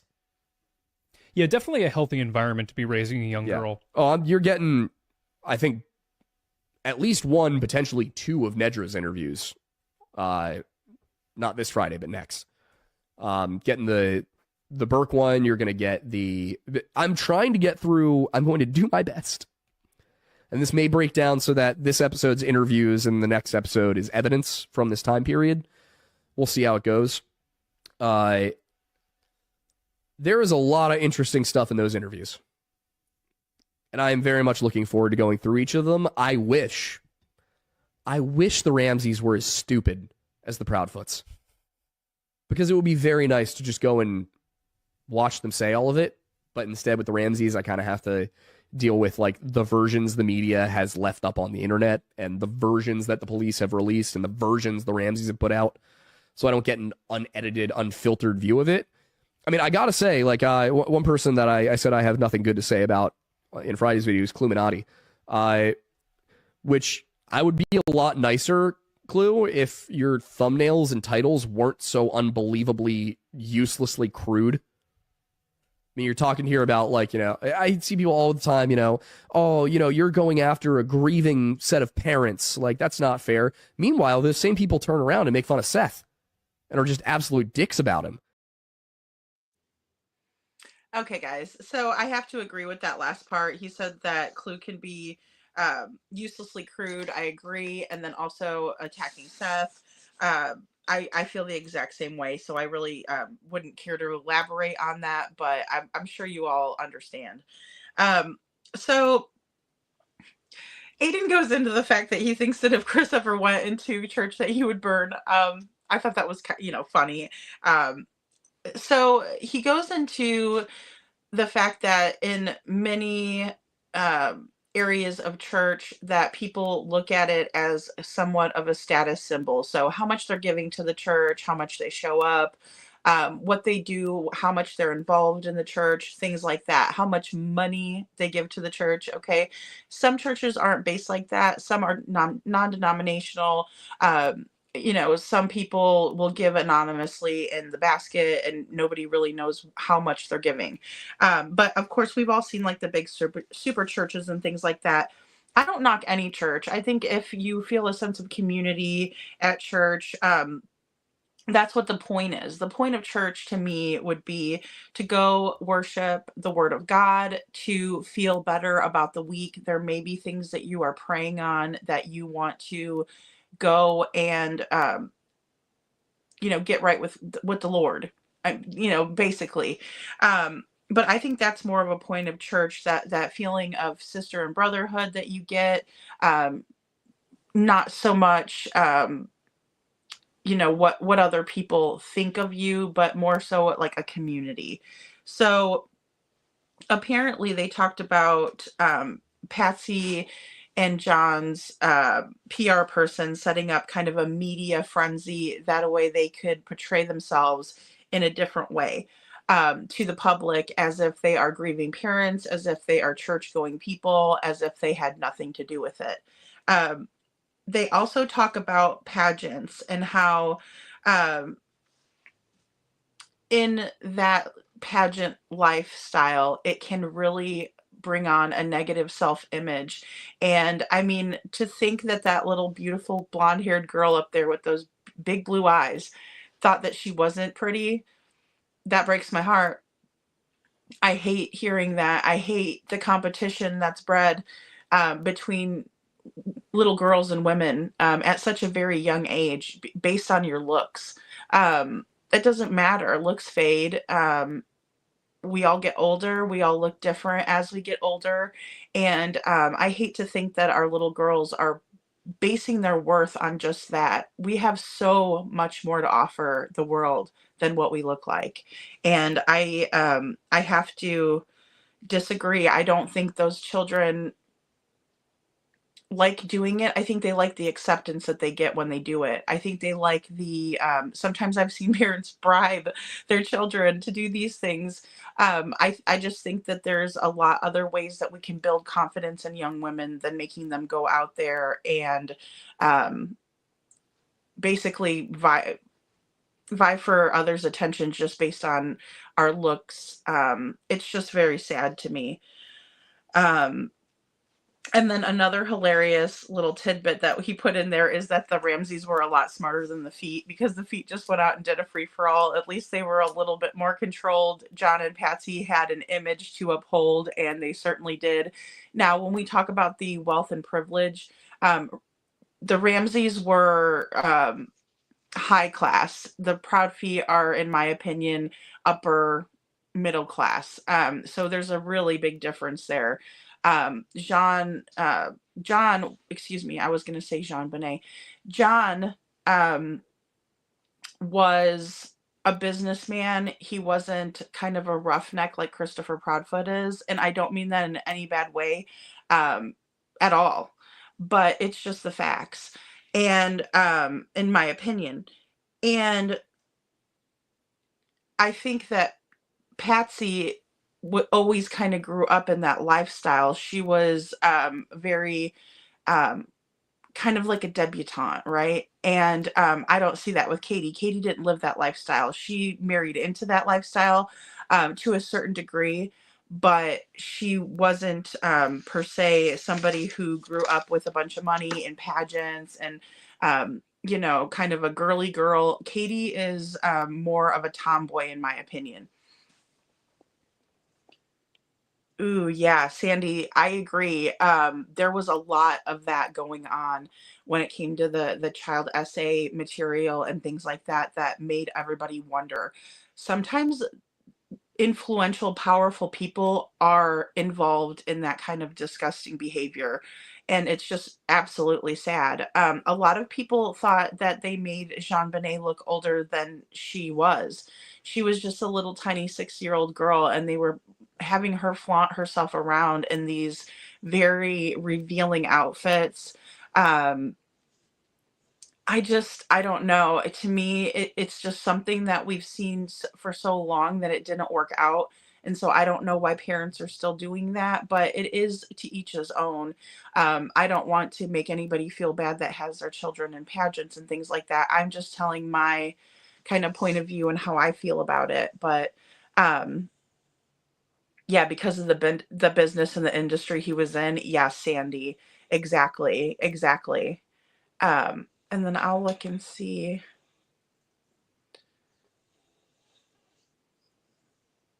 Chief says the green hoodie was interviewed. LE never said that they were cleared. Social media assumed and speculated that they were cleared. No one has been cleared. This game of telephone is so far off course.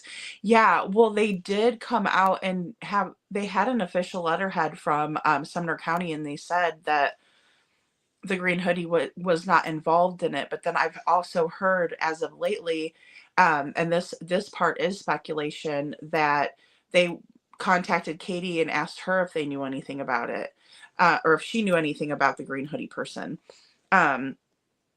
Which, I mean, they've seemed to have given them a lot of leeway and a lot of oh, what's the word I'm looking for? They seem to have given them a lot more leeway than they would any other person in this investigation, in terms of telling them information and not really holding them accountable like they should have. Um,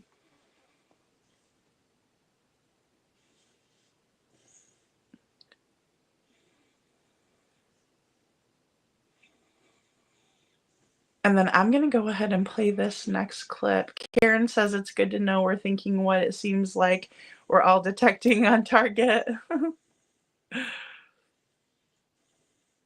I thought about doing pageants with my baby, but Karen says she thought about doing the pageants with her baby, but when she realized what it developed into with toddlers dressed up as, yeah, like, it became horrified. Yeah, when I mean, I know all the revealing outfits. I don't know why. And then also with all of the nasty people that are out there, that's what's so scary. Um, Even putting little things out on the internet of little kids, it's like the wrong person would take it disgusting. Not everybody thinks like that, of course, but the wrong person, absolutely, absolutely. Um, Yeah, Sandy says they are setting those kids up for being kidnapped, trafficked, and raped. Yes, absolutely. Absolutely. It's terrible, but I'll say it was more acceptable in the time of Jean Monnet. Definitely, Susan. And I think it would be great if there was a different focus. I think that some aspects of the pageant can be healthy, but definitely not. It's just anytime somebody feels bad about themselves, I don't think it's a good thing because extracurricular activities are supposed to build confidence. They are supposed to make a child feel good. They can meet friends and things like that. In the pageant world, it's like direct competition, and this little girl is doing this, and it's a lot of drama too. And I just feel like it's very unhealthy. Um, very unhealthy. Yes, I heard they took KP's word for it. Sandy says about the green hoodie. Yeah, and that's really disheartening. That is really, really disheartening. Karen, I briefly considered the idea if I ever had a girl, mostly because I love frilly dresses. I know, aren't they so cute? I love them too. I'm such a girl. But after watching Toddlers and Tiaras, it became a firm nope for me. Yeah, absolutely. And I think a lot of those girls, they leave their identity back with the pageants, and that's one thing that I found to be like super unhealthy. I've watched quite a few documentaries on it, and it is it's sad because they're all beautiful. They all have something to offer, and I think that's what's really more important, is teaching our girls that they have something to offer no matter what. I don't care what you look like. You could be really, really smart. You could be really, really good at anything you put your mind to, right? So it's more or less that looks aren't everything, and then also it's just very scary at some of the people that are in the pageant world, that could come in and prey on these kids, right? Um, Trishy says so scary for sure. Yeah. And everything fake, all of the transformations into unsuitable maturity. Yes, absolutely. The overall mistreatment by parents, it's gross. Well, and then they make them like sit there for such a long time. I watched one little girl, her mom had braces on her when she was like 2 years old or something, and they like paid the dentist extra, or well, I guess it'd be an orthodontist extra, to do all this cosmetic procedures on these babies. And it's like, well, they're not even done growing, they're still growing. And I don't know, I think it would be cute if it was more of a natural type of a situation than anything. That's just my opinion though. I'm a pageant mini. Yeah, and like anybody who is involved in pageants and things like that, I don't find it to be the most horrible thing in the world. I just think it's something that it can become that if it's overdone, and it can be dangerous too. All right, guys, I'm going to go ahead and put on this next clip. I think I was on 15. Fact of the matter is, Seth didn't have anything to do with the disappearance. Point blank, he didn't. It wasn't him. He has an alibi. He was not there. The only person who has no alibi here is Katie. Also, speaking of Seth, a little earlier in the chat, there was a super chat about it. He was asking if we could send over the files that we have on the case. Absolutely. Absolutely. Seth, I will clean everything up and send it right to you. You just got to know where to send it. Yeah, if you could just send an email at thelorelodge@gmail.com. That way we know where to send it to. I got notes, I got transcripts, I got dates, I got times. So, I can't say it's nothing that has not been put out there before, but I think when you put it all into one document, it becomes very clear why I'm suspicious. So, yeah, I will absolutely share that. I just need to know where to send it. Nice. Before we go to the next super chat, I guess, so just wrapping up that element about the Ramseys in particular, and with the interviews, what is your overall goal / hope for the video that we're going to be filming this Friday, coming out next Friday about the interviews? Well, I mean, as with all of the previous 3, my goal is to be unbiased. I understand how funny that must sound after this episode, but I am trying not to tell people what to think, which is going to become harder as we get through the interviews. And what I'm going to have to do is start telling you just where there was a contradiction, where there was a lie from both sides. No, my goal with this next video is for people to understand what happened between the Ramseys appearing on CNN for that first time and them finally stepping into an interview room with the police. That's what I want. That's what I want people to see. And I mean, as always, with the whole case, what I want people to understand, the way I have formed this, way I've constructed it, is so that people understand what the police knew at what point and why they didn't know more. Because one of the tragedies of this case has been that a whole bunch of good police officers were thrown to the wolves for no reason. So I want to, in some ways, I'm trying to help people understand why the case isn't the way it's been portrayed. Why Steve Thomas isn't a villain, why James Kohler isn't a villain, why Lou Smith is not a hero. Not that I have anything against Lou Smith. I think he was just blinded. I think he couldn't see past that naivety to think that parents couldn't do this. I mean, if you look at it, that's what he says over and over again, his parents couldn't do this. Parents couldn't do this. Parents wouldn't do this. Meanwhile, Steve Thomas is sitting there like it's happened 11,000 times since 1972. Oh, did see an interesting notification earlier. I want to take a look. Fair.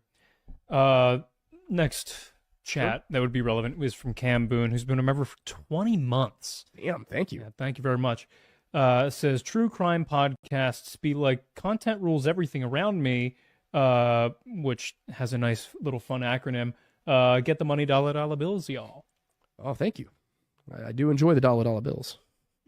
You did not hear I that. did not. There was something about the Ketty Cab murders that came up. What was it? Got it. He's essentially criticizing the fact that most true crime podcasts generally along the lines of the content is for the bills. Yeah. So that is. Oh, I thought he was saying get those dollar bills on our end from the super chats. No. No, yeah. So yeah, not thank you then. I see what you're coming from, and I should pay more attention to the super chats that are being read rather than allowing myself to get distracted by somebody saying that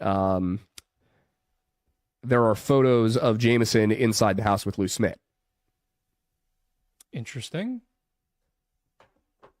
So yeah, sorry, that was what I wanted to look at, and so I only half heard you read the super chat. Fair. No. But that's why I was like that. I was like, I remembered something on my phone came up that was important. That's what it was. Yeah. No, I understand. Yeah, it's frustrating that a lot of channels get into it for the money, and when there's no money to be had, the attention. Yeah. For us, it was always just about telling some cool stories. Yeah. Like that's why we started. I don't know how we got here. You got a history degree, I got a film degree, and then the universe was essentially like, you're going to talk about crimes. Dude, for like 2 years, we were actively avoiding true crime. Yeah. And then there were a couple that came up that were just like, wait just a minute. Some like literally directly reached out to us, i.e. the Petito case. Yeah. That one was the one I think that did it for me. What I really think brought us into this sphere was the smiley face killer stuff. Yeah. Because that was, people think this was an accident. Was it actually a crime? And then that turned into, yeah, it was a crime. It was definitely a crime. You think we'll ever finish that series? I plan to. I want to go back and do another deep dive into Tommy Booth with the case file now that I have it. But I also want to, Tommy's mom said that she could potentially get us in contact with some of the other moms. So I wanted to go and take some time, sit down. And in order to do that without it feeling like we were just rehashing stuff, I wanted to give it some more time. Yeah, understandably so. But I would like to go and sit down and actually do interviews with people and redo those so that they're a little bit more in depth. And, I feel like I know more now, too. Yeah, no, that makes sense. Holding Karens for $5 said, hey, Aiden, just asking, but what is the likelihood that Sebastian was trafficked? And if so, what would be the potential chances of finding him? So I would say him being trafficked is more on the unlikely side. Do I think it's a possibility? Yes. Unfortunately, I see it as very unlikely that a child who has the needs he has would survive being trafficked. So I don't think so. I don't think he would be if he was trafficked. I think he's never being found if he's been trafficked. Because I just don't think he would last. Now, what are the chances that's what happened? In my opinion, pretty low. I think it's more likely that he was abducted and stashed with the family. That was what I thought was the most likely up until a couple of months ago when it became clear to me that, like, it'd be hard to hide a 15-year-old kid that long, especially one who has to go to the doctor as frequently as Sebastian does. At this point, unfortunately, I think the most likely outcome is that he is no longer with us. And I still feel that Chris Proudfoot is directly responsible in some way. But hey, Chris, Seth's here. Where are you? If Seth wants to come on the show, I'll have him. If you want to come on the show, I'll have you. Where are you? Next is for $10 is saying, which case do you think was handled worse, the Ramsey case or the Rogers case? Oh, Ramsey. Really? Oh my God, yes. Tell me why. The level of just deliberate misdirection in the Ramsey case and the extent to which it was entrenched within the Boulder justice system is mind-boggling. I mean, as far as I'm aware, with Sebastian Rogers, we don't have the deputy district attorney delivering letters on behalf of the defendant to the state investigative agency telling them, hey, don't do that. Like, there was, with the Ramsey case, it wasn't the justice system versus the Ramseys. It was the police versus the justice system who were actively running cover for the Ramseys. Which is just insane. Yeah. I mean, DA Hunter coming out and saying that, you know, they weren't going to indict, despite the fact that's what the grand jury wanted to do. I mean... And remind me again how long that information was sealed? Like 13 years or something. I mean, Hunter, who very well knew how bad it looked for the Ramseys. Just for some reason. I would love to see whether it's us sometime down the line or somebody else capable and interested in this case in particular, do a specific deep dive on Alex Hunter. Yeah. Because we've covered some of the stuff about him, but even just the surface level elements that show his blatant attempts to skirt justice in order to make his life easier is shocking. Maybe one day. Maybe he's part of this. Oh, he gets introduced soon. You guys haven't been introduced to Alex Hunter yet in our series. Oh yeah, I guess most of the conversation we've had about him has been you thought the way I laid into Deputy DA Hofstrom was rough? Oh boy. Oh, I'm not going to be nice to Hunter. I think it's you then. I think it's you that needs to do the DA that derailed the Ramsey case. Yeah. Maybe. I'll see. I'll see how... Maybe he deserves it. He's an old man. I don't know if he's even still alive. But we'll see. Okay, guys. So they were talking at the end there about how the DA was skirting justice and how they derailed the Ramsey case, which I have to agree with them on that. Now, going back to the beginning of the first clip, Seth, in Aiden's opinion, is innocent. He has an alibi. He says Katie is the only one without an alibi. And I do agree with that. After all, I mean, Seth is in Aiden's chat at that time. He does ask to send over the files, and he asks also, and he tells him that everything's all in one document, so it's very easy to understand why he's feeling the way he's feeling about the case. Also, he talks about how he believes that Sebastian is no longer with us and that CP is directly responsible. Seth is in his chat and Chris is not. And so that definitely sends up red flags for Aiden. And I don't blame him.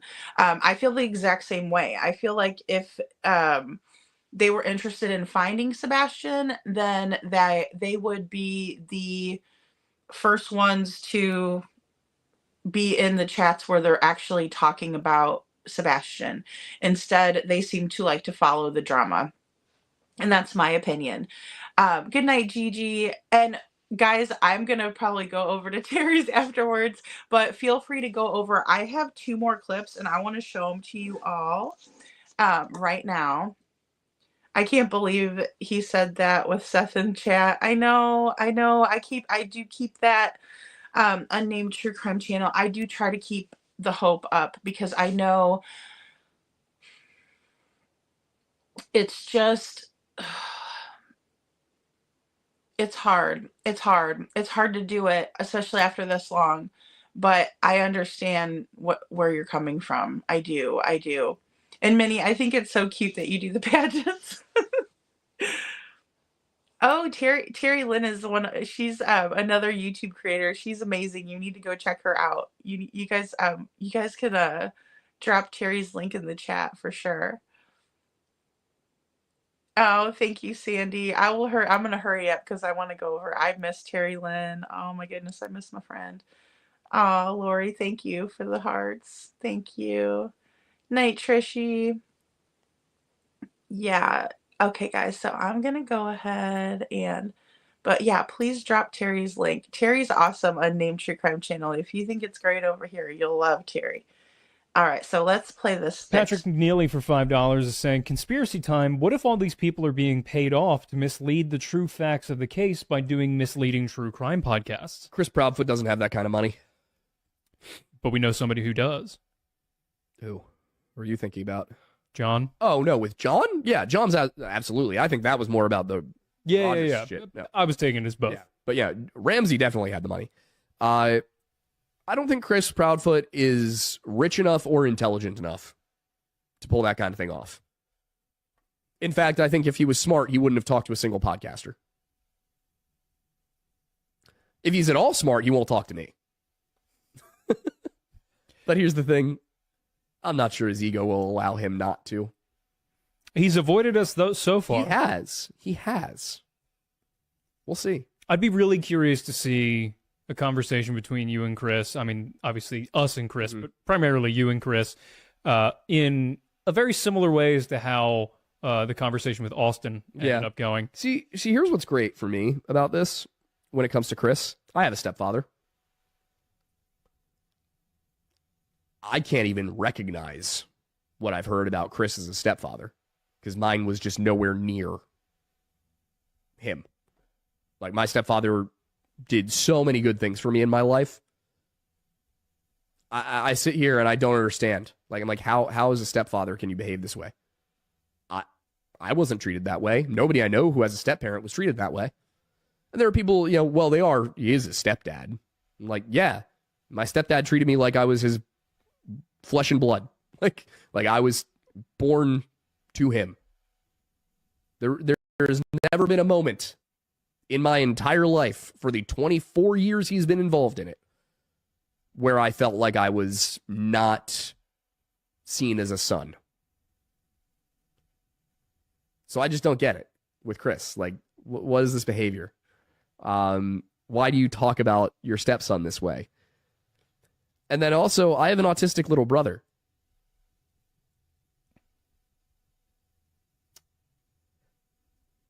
I have experience with Chris Proudfoot's kind, with this situation. I know what it's like to be in a in a home with an autistic child. I know what it's like to be in a home with a step parent, with two step parents. There's stuff that he can't lie about to me because I know. So we'll see. I don't think he's got... It's an interesting conundrum for him. The smart thing to do is to not talk to me.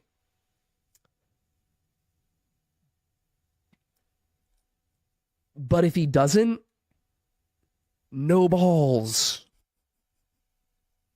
Coward. Will talk to random true crime girlies with 15,000 subscribers because he thinks that he can control the narrative. But he's afraid of me. That's all I can gather from this. He's got to know we exist, right? Considering the history of this case and who he's talked to and how many people he's talked to, I'd be shocked if he didn't. I mean, also the people who he does talk to are now talking about me, so... Are you scared? Are you a real baby boy? You scared? Scared, Chris? Do you need a blanket? I don't think I've ever wanted somebody to come on the show more. Oh, I would love it. It would be chum and sharks, dude. He won't. He won't do it. He doesn't need that big truck for work. He needs it to feel good about himself because something else is real small, I'm telling you. You know why you're on wife number 5? I think it might be because you couldn't perform enough. I think that might be it. That's why you got the truck. I mean, if I bought a truck for work, like I'm buying a Jeep Gladiator, right? I know that it needs to be above a certain weight. I know what is different between the years. I know that some of them have a certain engine type that I might want. It's because I want a truck. You know the kind of guy who has a truck but doesn't know what year it is, even though it was bought in the last 4? A guy who wants a truck because something else is small. I was going to say, coming from somebody who owns a truck and knows way too many details about their truck, I can't imagine not even knowing the year. Mm-hmm. And I mean, you're a physically small person, and you bought the truck because you wanted a truck. Yeah. This man has no need to compensate. Even though he is bite-sized. He is great in spirit. But not you, Chris. You're small in both manhood and manhood. Allegedly. That truck's never seen a speck of mud. See, this is the problem, is this might be the only way that we can piss him off enough to come on the show. Everybody keeps saying talk about his truck. I mean, I'm talking about his truck, all right. Brother, I have a 1989 F350. I know way too many things about it. I've done work to it myself. Mm-hmm. I'm officially at a point where I'm in a position where I'm getting work done to it because it's above my pay grade. Oh yeah. Such as, getting a new engine and doing a whole turbo swap and making it a 4x. All these fun things. Primarily because I wanted a truck that is going to be durable, last a long time. Mm-hmm. That's why I chose the 89 F350. You know what? It's like an F350. A man should be durable and last a long time, but I doubt Chris does.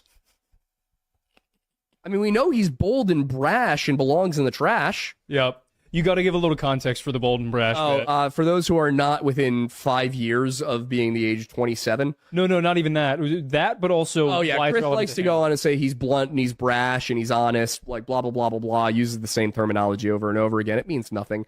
But bold and brash is a SpongeBob reference. Squidward is an artist and he makes something and he says, I call it bold and brash. And then the art critic's like, bold and brash, more like belongs in the trash. So that's where that one came. That's a deep cut. People are loving the shade right now. People are losing it, especially probably considering most of the stuff that we've done about this case in the past has been very professional. Oh yeah, no, I'm done being professional with Chris. Yeah. I mean, I'll be honest. I was surprised he went with the Navy, given his proclivities for women. But that was more a dig at you, Kellen. I'm sorry. That was a dig at our good Navy friend, our resident Fed, who has given us some wonderful Navy memorabilia. He really has. Oh boy, yeah, I can't remember what Chris's job was in the Navy right now. I know he was an E6. I think it had something to do with like flight mechanics. He was like a mechanic for aircraft or something. I'm impressed he got to E6. Me too. Kind of surprised he could find all the buttons in the plane. Well, considering what we understand about how he raised Sebastian, he definitely likes pushing buttons. That's so. true. Also, I mean, I thought with the Army and the Navy and the military and all that, I think I'd like to see his records, like his disciplinary records.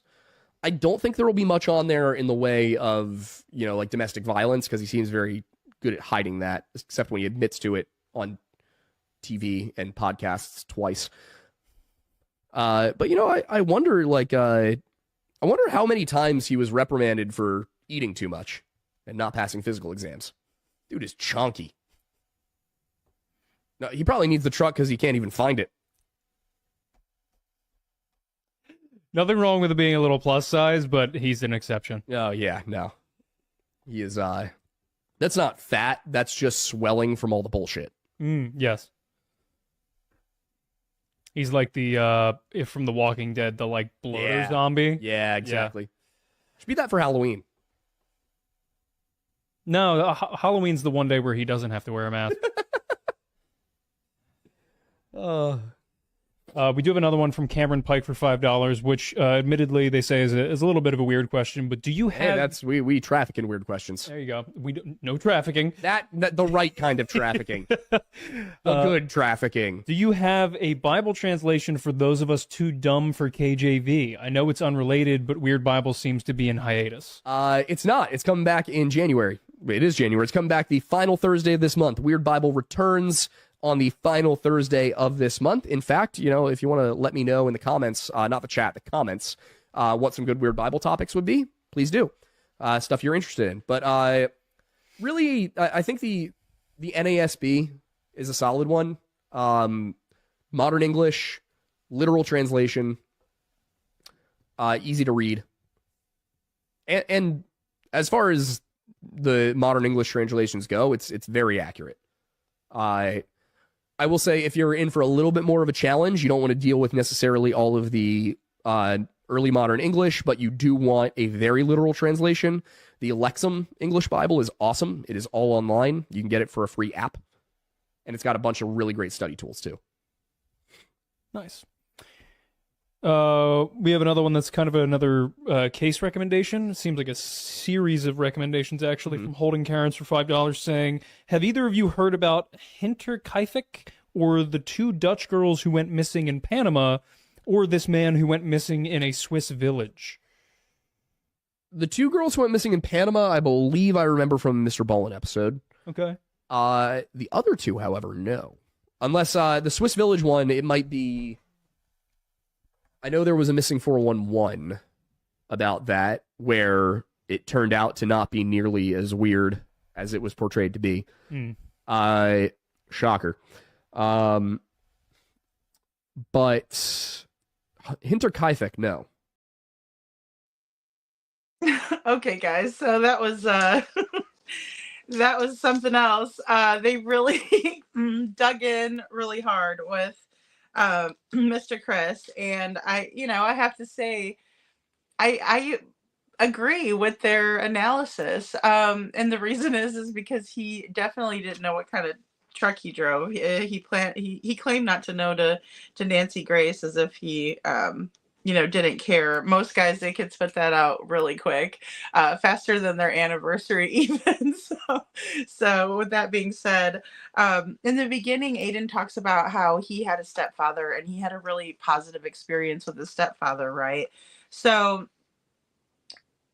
what he was getting at was, how could Chris be like this to his stepson? And I couldn't agree more. I think it's awful the way that Chris treated Sebastian and the way that he talks about him even.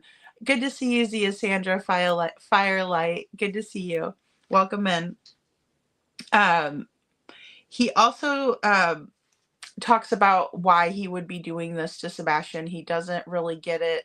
I don't either. I feel like if you marry somebody and you marry their kid too, you should treat them good.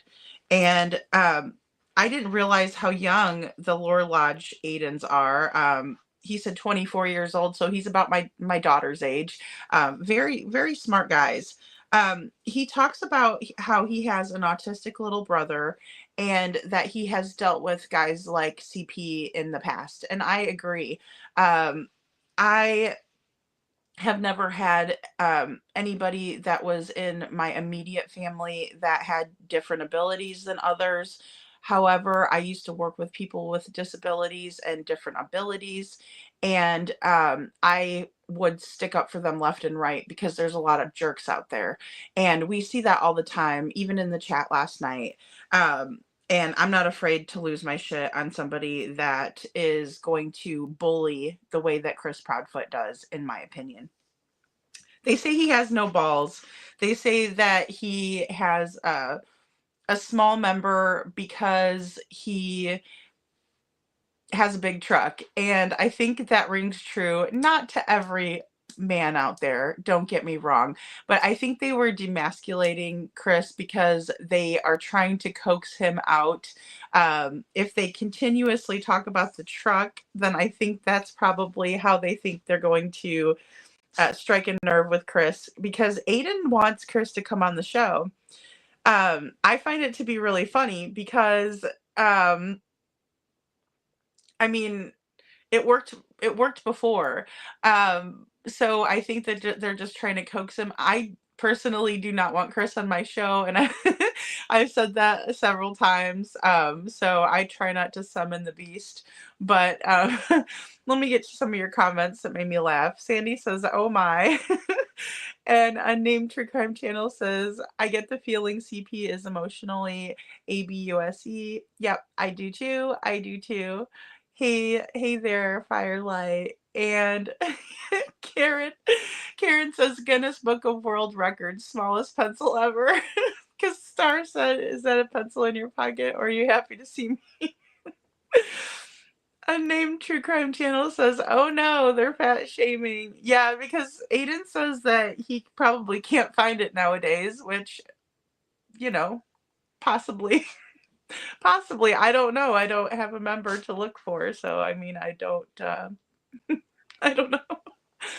And Trishy says the other Aiden is adorable, in my opinion. I think so too. I think he's so cute. So cute. There there's no doubt. Unnamed. I'd hate to have these men pick me apart. Oh my gosh, yeah. They are hardcore.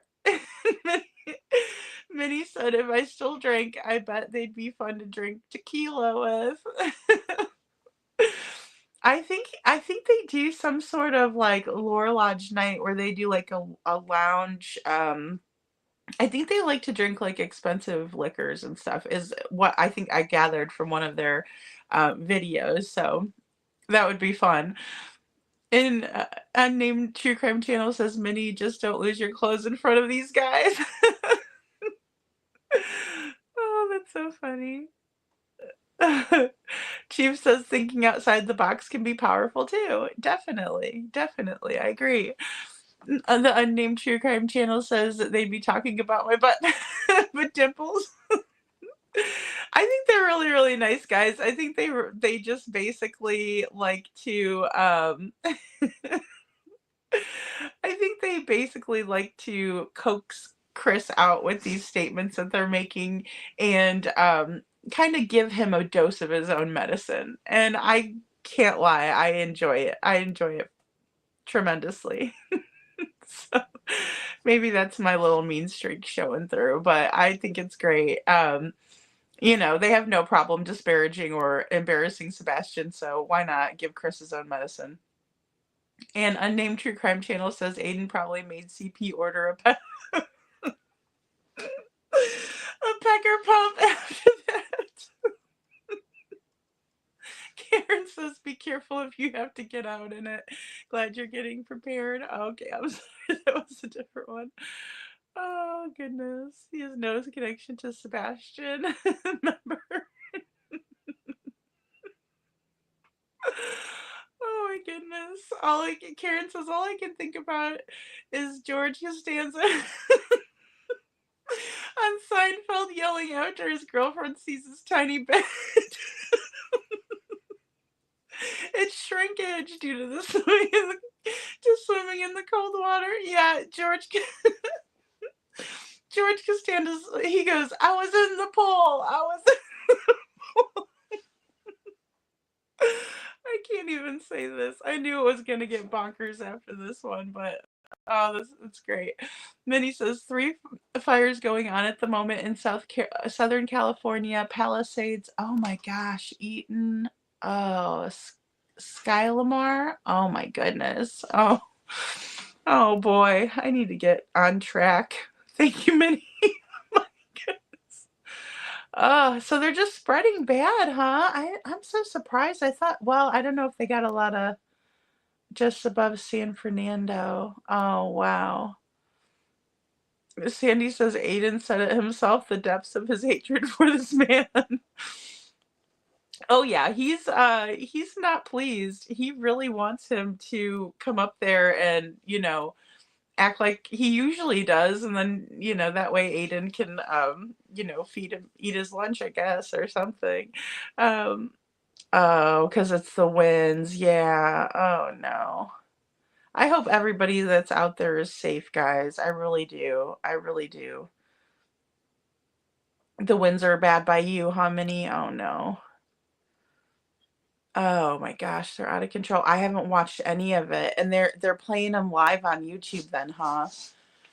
Oh, my goodness. It's just one thing after another, it seems like. I thought most of everywhere is so cold, but yeah, the winds is really what gets it going. Oh, that is no good. That is no good. Well, guys, I do have more clips for you. The ending of this lore lodge. There was about 20 minutes left, but then I realized that there's also a live that Aiden goes on. So I think we'll go over that tomorrow, and then that way we can head over and see our good friend Terry. And oh, okay. Okay, you guys live a little bit away from the fires. That's good. Oh, Karen, thank you for prayers for California. Protect the people. Absolutely. Absolutely. Prayers up for Cali. Yes. Yes, Lori, thank you. Yeah, and everybody that's affected, I'm just hoping they can stay safe and get out of the area. I know it can't be easy, especially if they have everything in their home and things like that. That is just a really sad situation. So I'm praying for everybody that is going to be affected by that, or if they have friends and loved ones that will be. It's absolutely sad. Oh, Minnie, your husband's family's near the fires. Last update was that they're ready to evacuate if necessary. Oh, good. Oh, good, good, good. Oh, that's wonderful. I'm glad that they're getting prepared. I know that's not easy still, because yeah, like I said, you got to leave all your stuff. And prayers for California from the Unnamed True Crime Channel. Thank you, hon. Thank you so much. Star, thank you for the prayers. Yes. Well, wonderful, guys. Well, thank you all so much for being with me tonight, and we'll definitely have another good show planned for tomorrow. Maybe a little bit of drama, which I try to stay out of, but if Aiden's going to go up on one of the drama channels, I think it might be something that we would enjoy, just kind of seeing how that all transpired.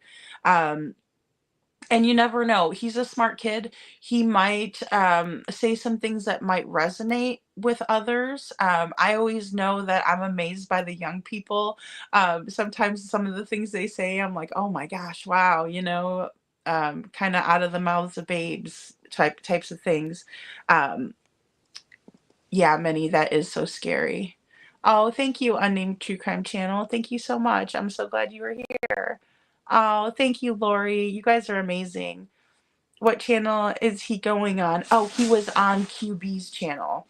So Trishy sent me a clip. I'm going to watch the clip. So thank you, Trishy, for that. I'm going to watch that clip right away when I get off here.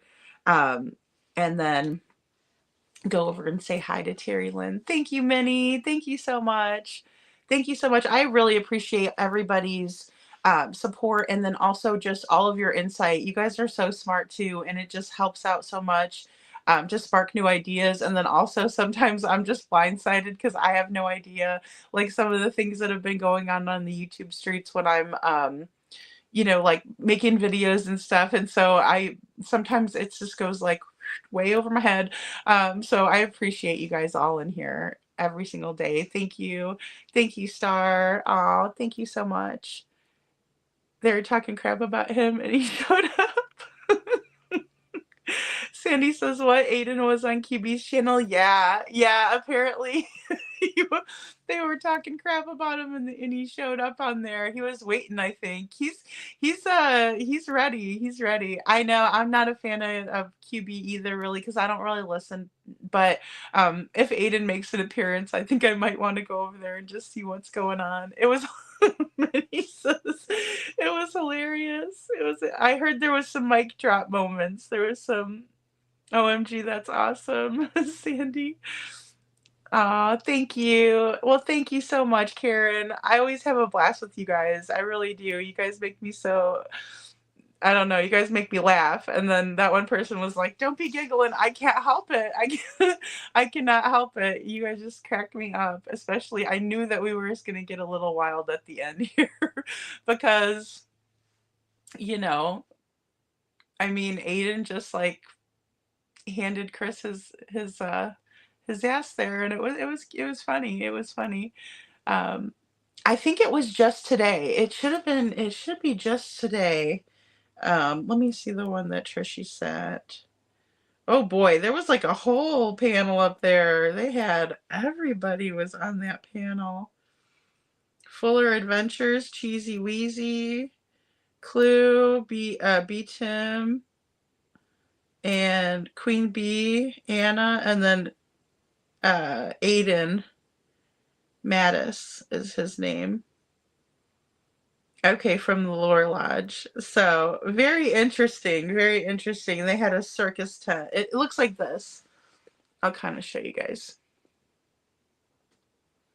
So I don't know. We'll see. We'll see. I'll see how long it is. Hopefully we can play like some of the best clips or whenever Aiden jumps on. That's probably where we'll start it. We won't start it like in the very beginning, but I'll just pull the clips from when he hops on. Oh yeah, yes. You could, Minnie. I don't mind. I mean, I know people are gonna go over and watch it. Just know that like I don't agree with everything that goes on over there. Because I don't know really what went on over there. I just know there was some mic drop moments. Yeah, scroll through it, unnamed true crime channel. And Sandy says For Adventures is related to Rachel who was abused by C. Oh. Oh gosh. Okay. Oh boy. Oh boy. Well, then that was a star-studded panel there. Okay. Wow. I didn't know that Crystal was coming out. I didn't know that Crystal was coming out. It looks like she's got a guy that kind of looks CP-esque a little bit and like a little baby girl. It's cute. But I hope she found somebody nice. I always hope that for people who are in a relationship with someone like Chris because it's hard to find somebody nice after you've been hurt like that. And did Aiden tell her off? Oh gosh. Oh no, I hope not. I need to email you about Fuller Adventures. Okay. Oh, they know Rachel. Oh, okay. Yeah, Sandy. And I need to be better about my emails and stuff. Start at 3:03 of QBs. Okay, thank you. Thank you. I've been studying. Yeah, I know. There's so many people involved too, especially with like all the wives and stuff. I'd really like to hear what they have to say. I mean, maybe he was nice to his first wife and maybe it just didn't work out. I don't know though. I heard he was like that with many of them. And maybe got progressively worse. Yes, exactly. Thank you, Minnie, for for saving our brain cells. Oh, okay. It was another group gang up on. Oh, I don't know why they like to do that. I mean, it's just kind of like, I don't understand that. I couldn't do that day after day after day like that. That is just nutty buddy bar. I can't. I just can't. Yeah, that's right, Minnie. No hate here. Chief says final comment, FBI channels that have been reported. Okay, Clue, BHB, JLR, Queen, Granny, and yeah, no hate. Maybe says no hate here. You forgot one, Jay's right. Minnie. You forgot. Sandy says no CP hit right. Ah, hit her in the head with a hammer. Oh my. Oh God. He's just he's a vile person. I just can't with him. Oh gosh. Oh, Sandy. Oh my goodness. Um Detroit Rock City, thank you. Prayers for California and Minnie's family, and much love to you all. Thank you, Detroit Rock City. Yeah, same person. Yeah, I think the one channel is like specifically for hating, and then the other one, I only find Betty to have redeeming qualities. The others are meh. Yeah, I think Betty's heart is in the right place. I really do. I don't like the way that she was treated by the feet. I think it was a misuse of the system, especially for somebody who's had to go and get those kinds of ROs and protection orders and things like that, ex parte, whatever you want to call it. It's not a happy occasion, not the way they were cutting up with everybody in court, and it's just a very, I don't know. You're scared when you go to do something like that. You're not happy and cutting up with anybody. You're you're not you're not in high spirits when you're in that situation. Let's just put it that way. You want to get out of there as soon as possible, and you want to just get the protection that you need. You're not cutting up with anybody. You're most of the time you're in with an advocate if you're lucky to have somebody. But all right, everybody, thank you so much for being here. I love you all very, very much. Please stay safe out there, and thank you for all the prayers. I'll be praying for you guys too. Um, Unnamed True Crime Channel says I have to hand it to BHB. The internet tears her apart, but she keeps going. Yeah, she does. She's tough. She's tough. She is very, very tough. You're welcome, Minnie. Yeah, and she's been doing this a long time. I bet you it wears on a person. There's been times where I've had to take my break and things like that too, and just straight research or something, because it's you're welcome, Sandy. You're welcome, Lori. Thank you guys. And Susan, good night. Thank you.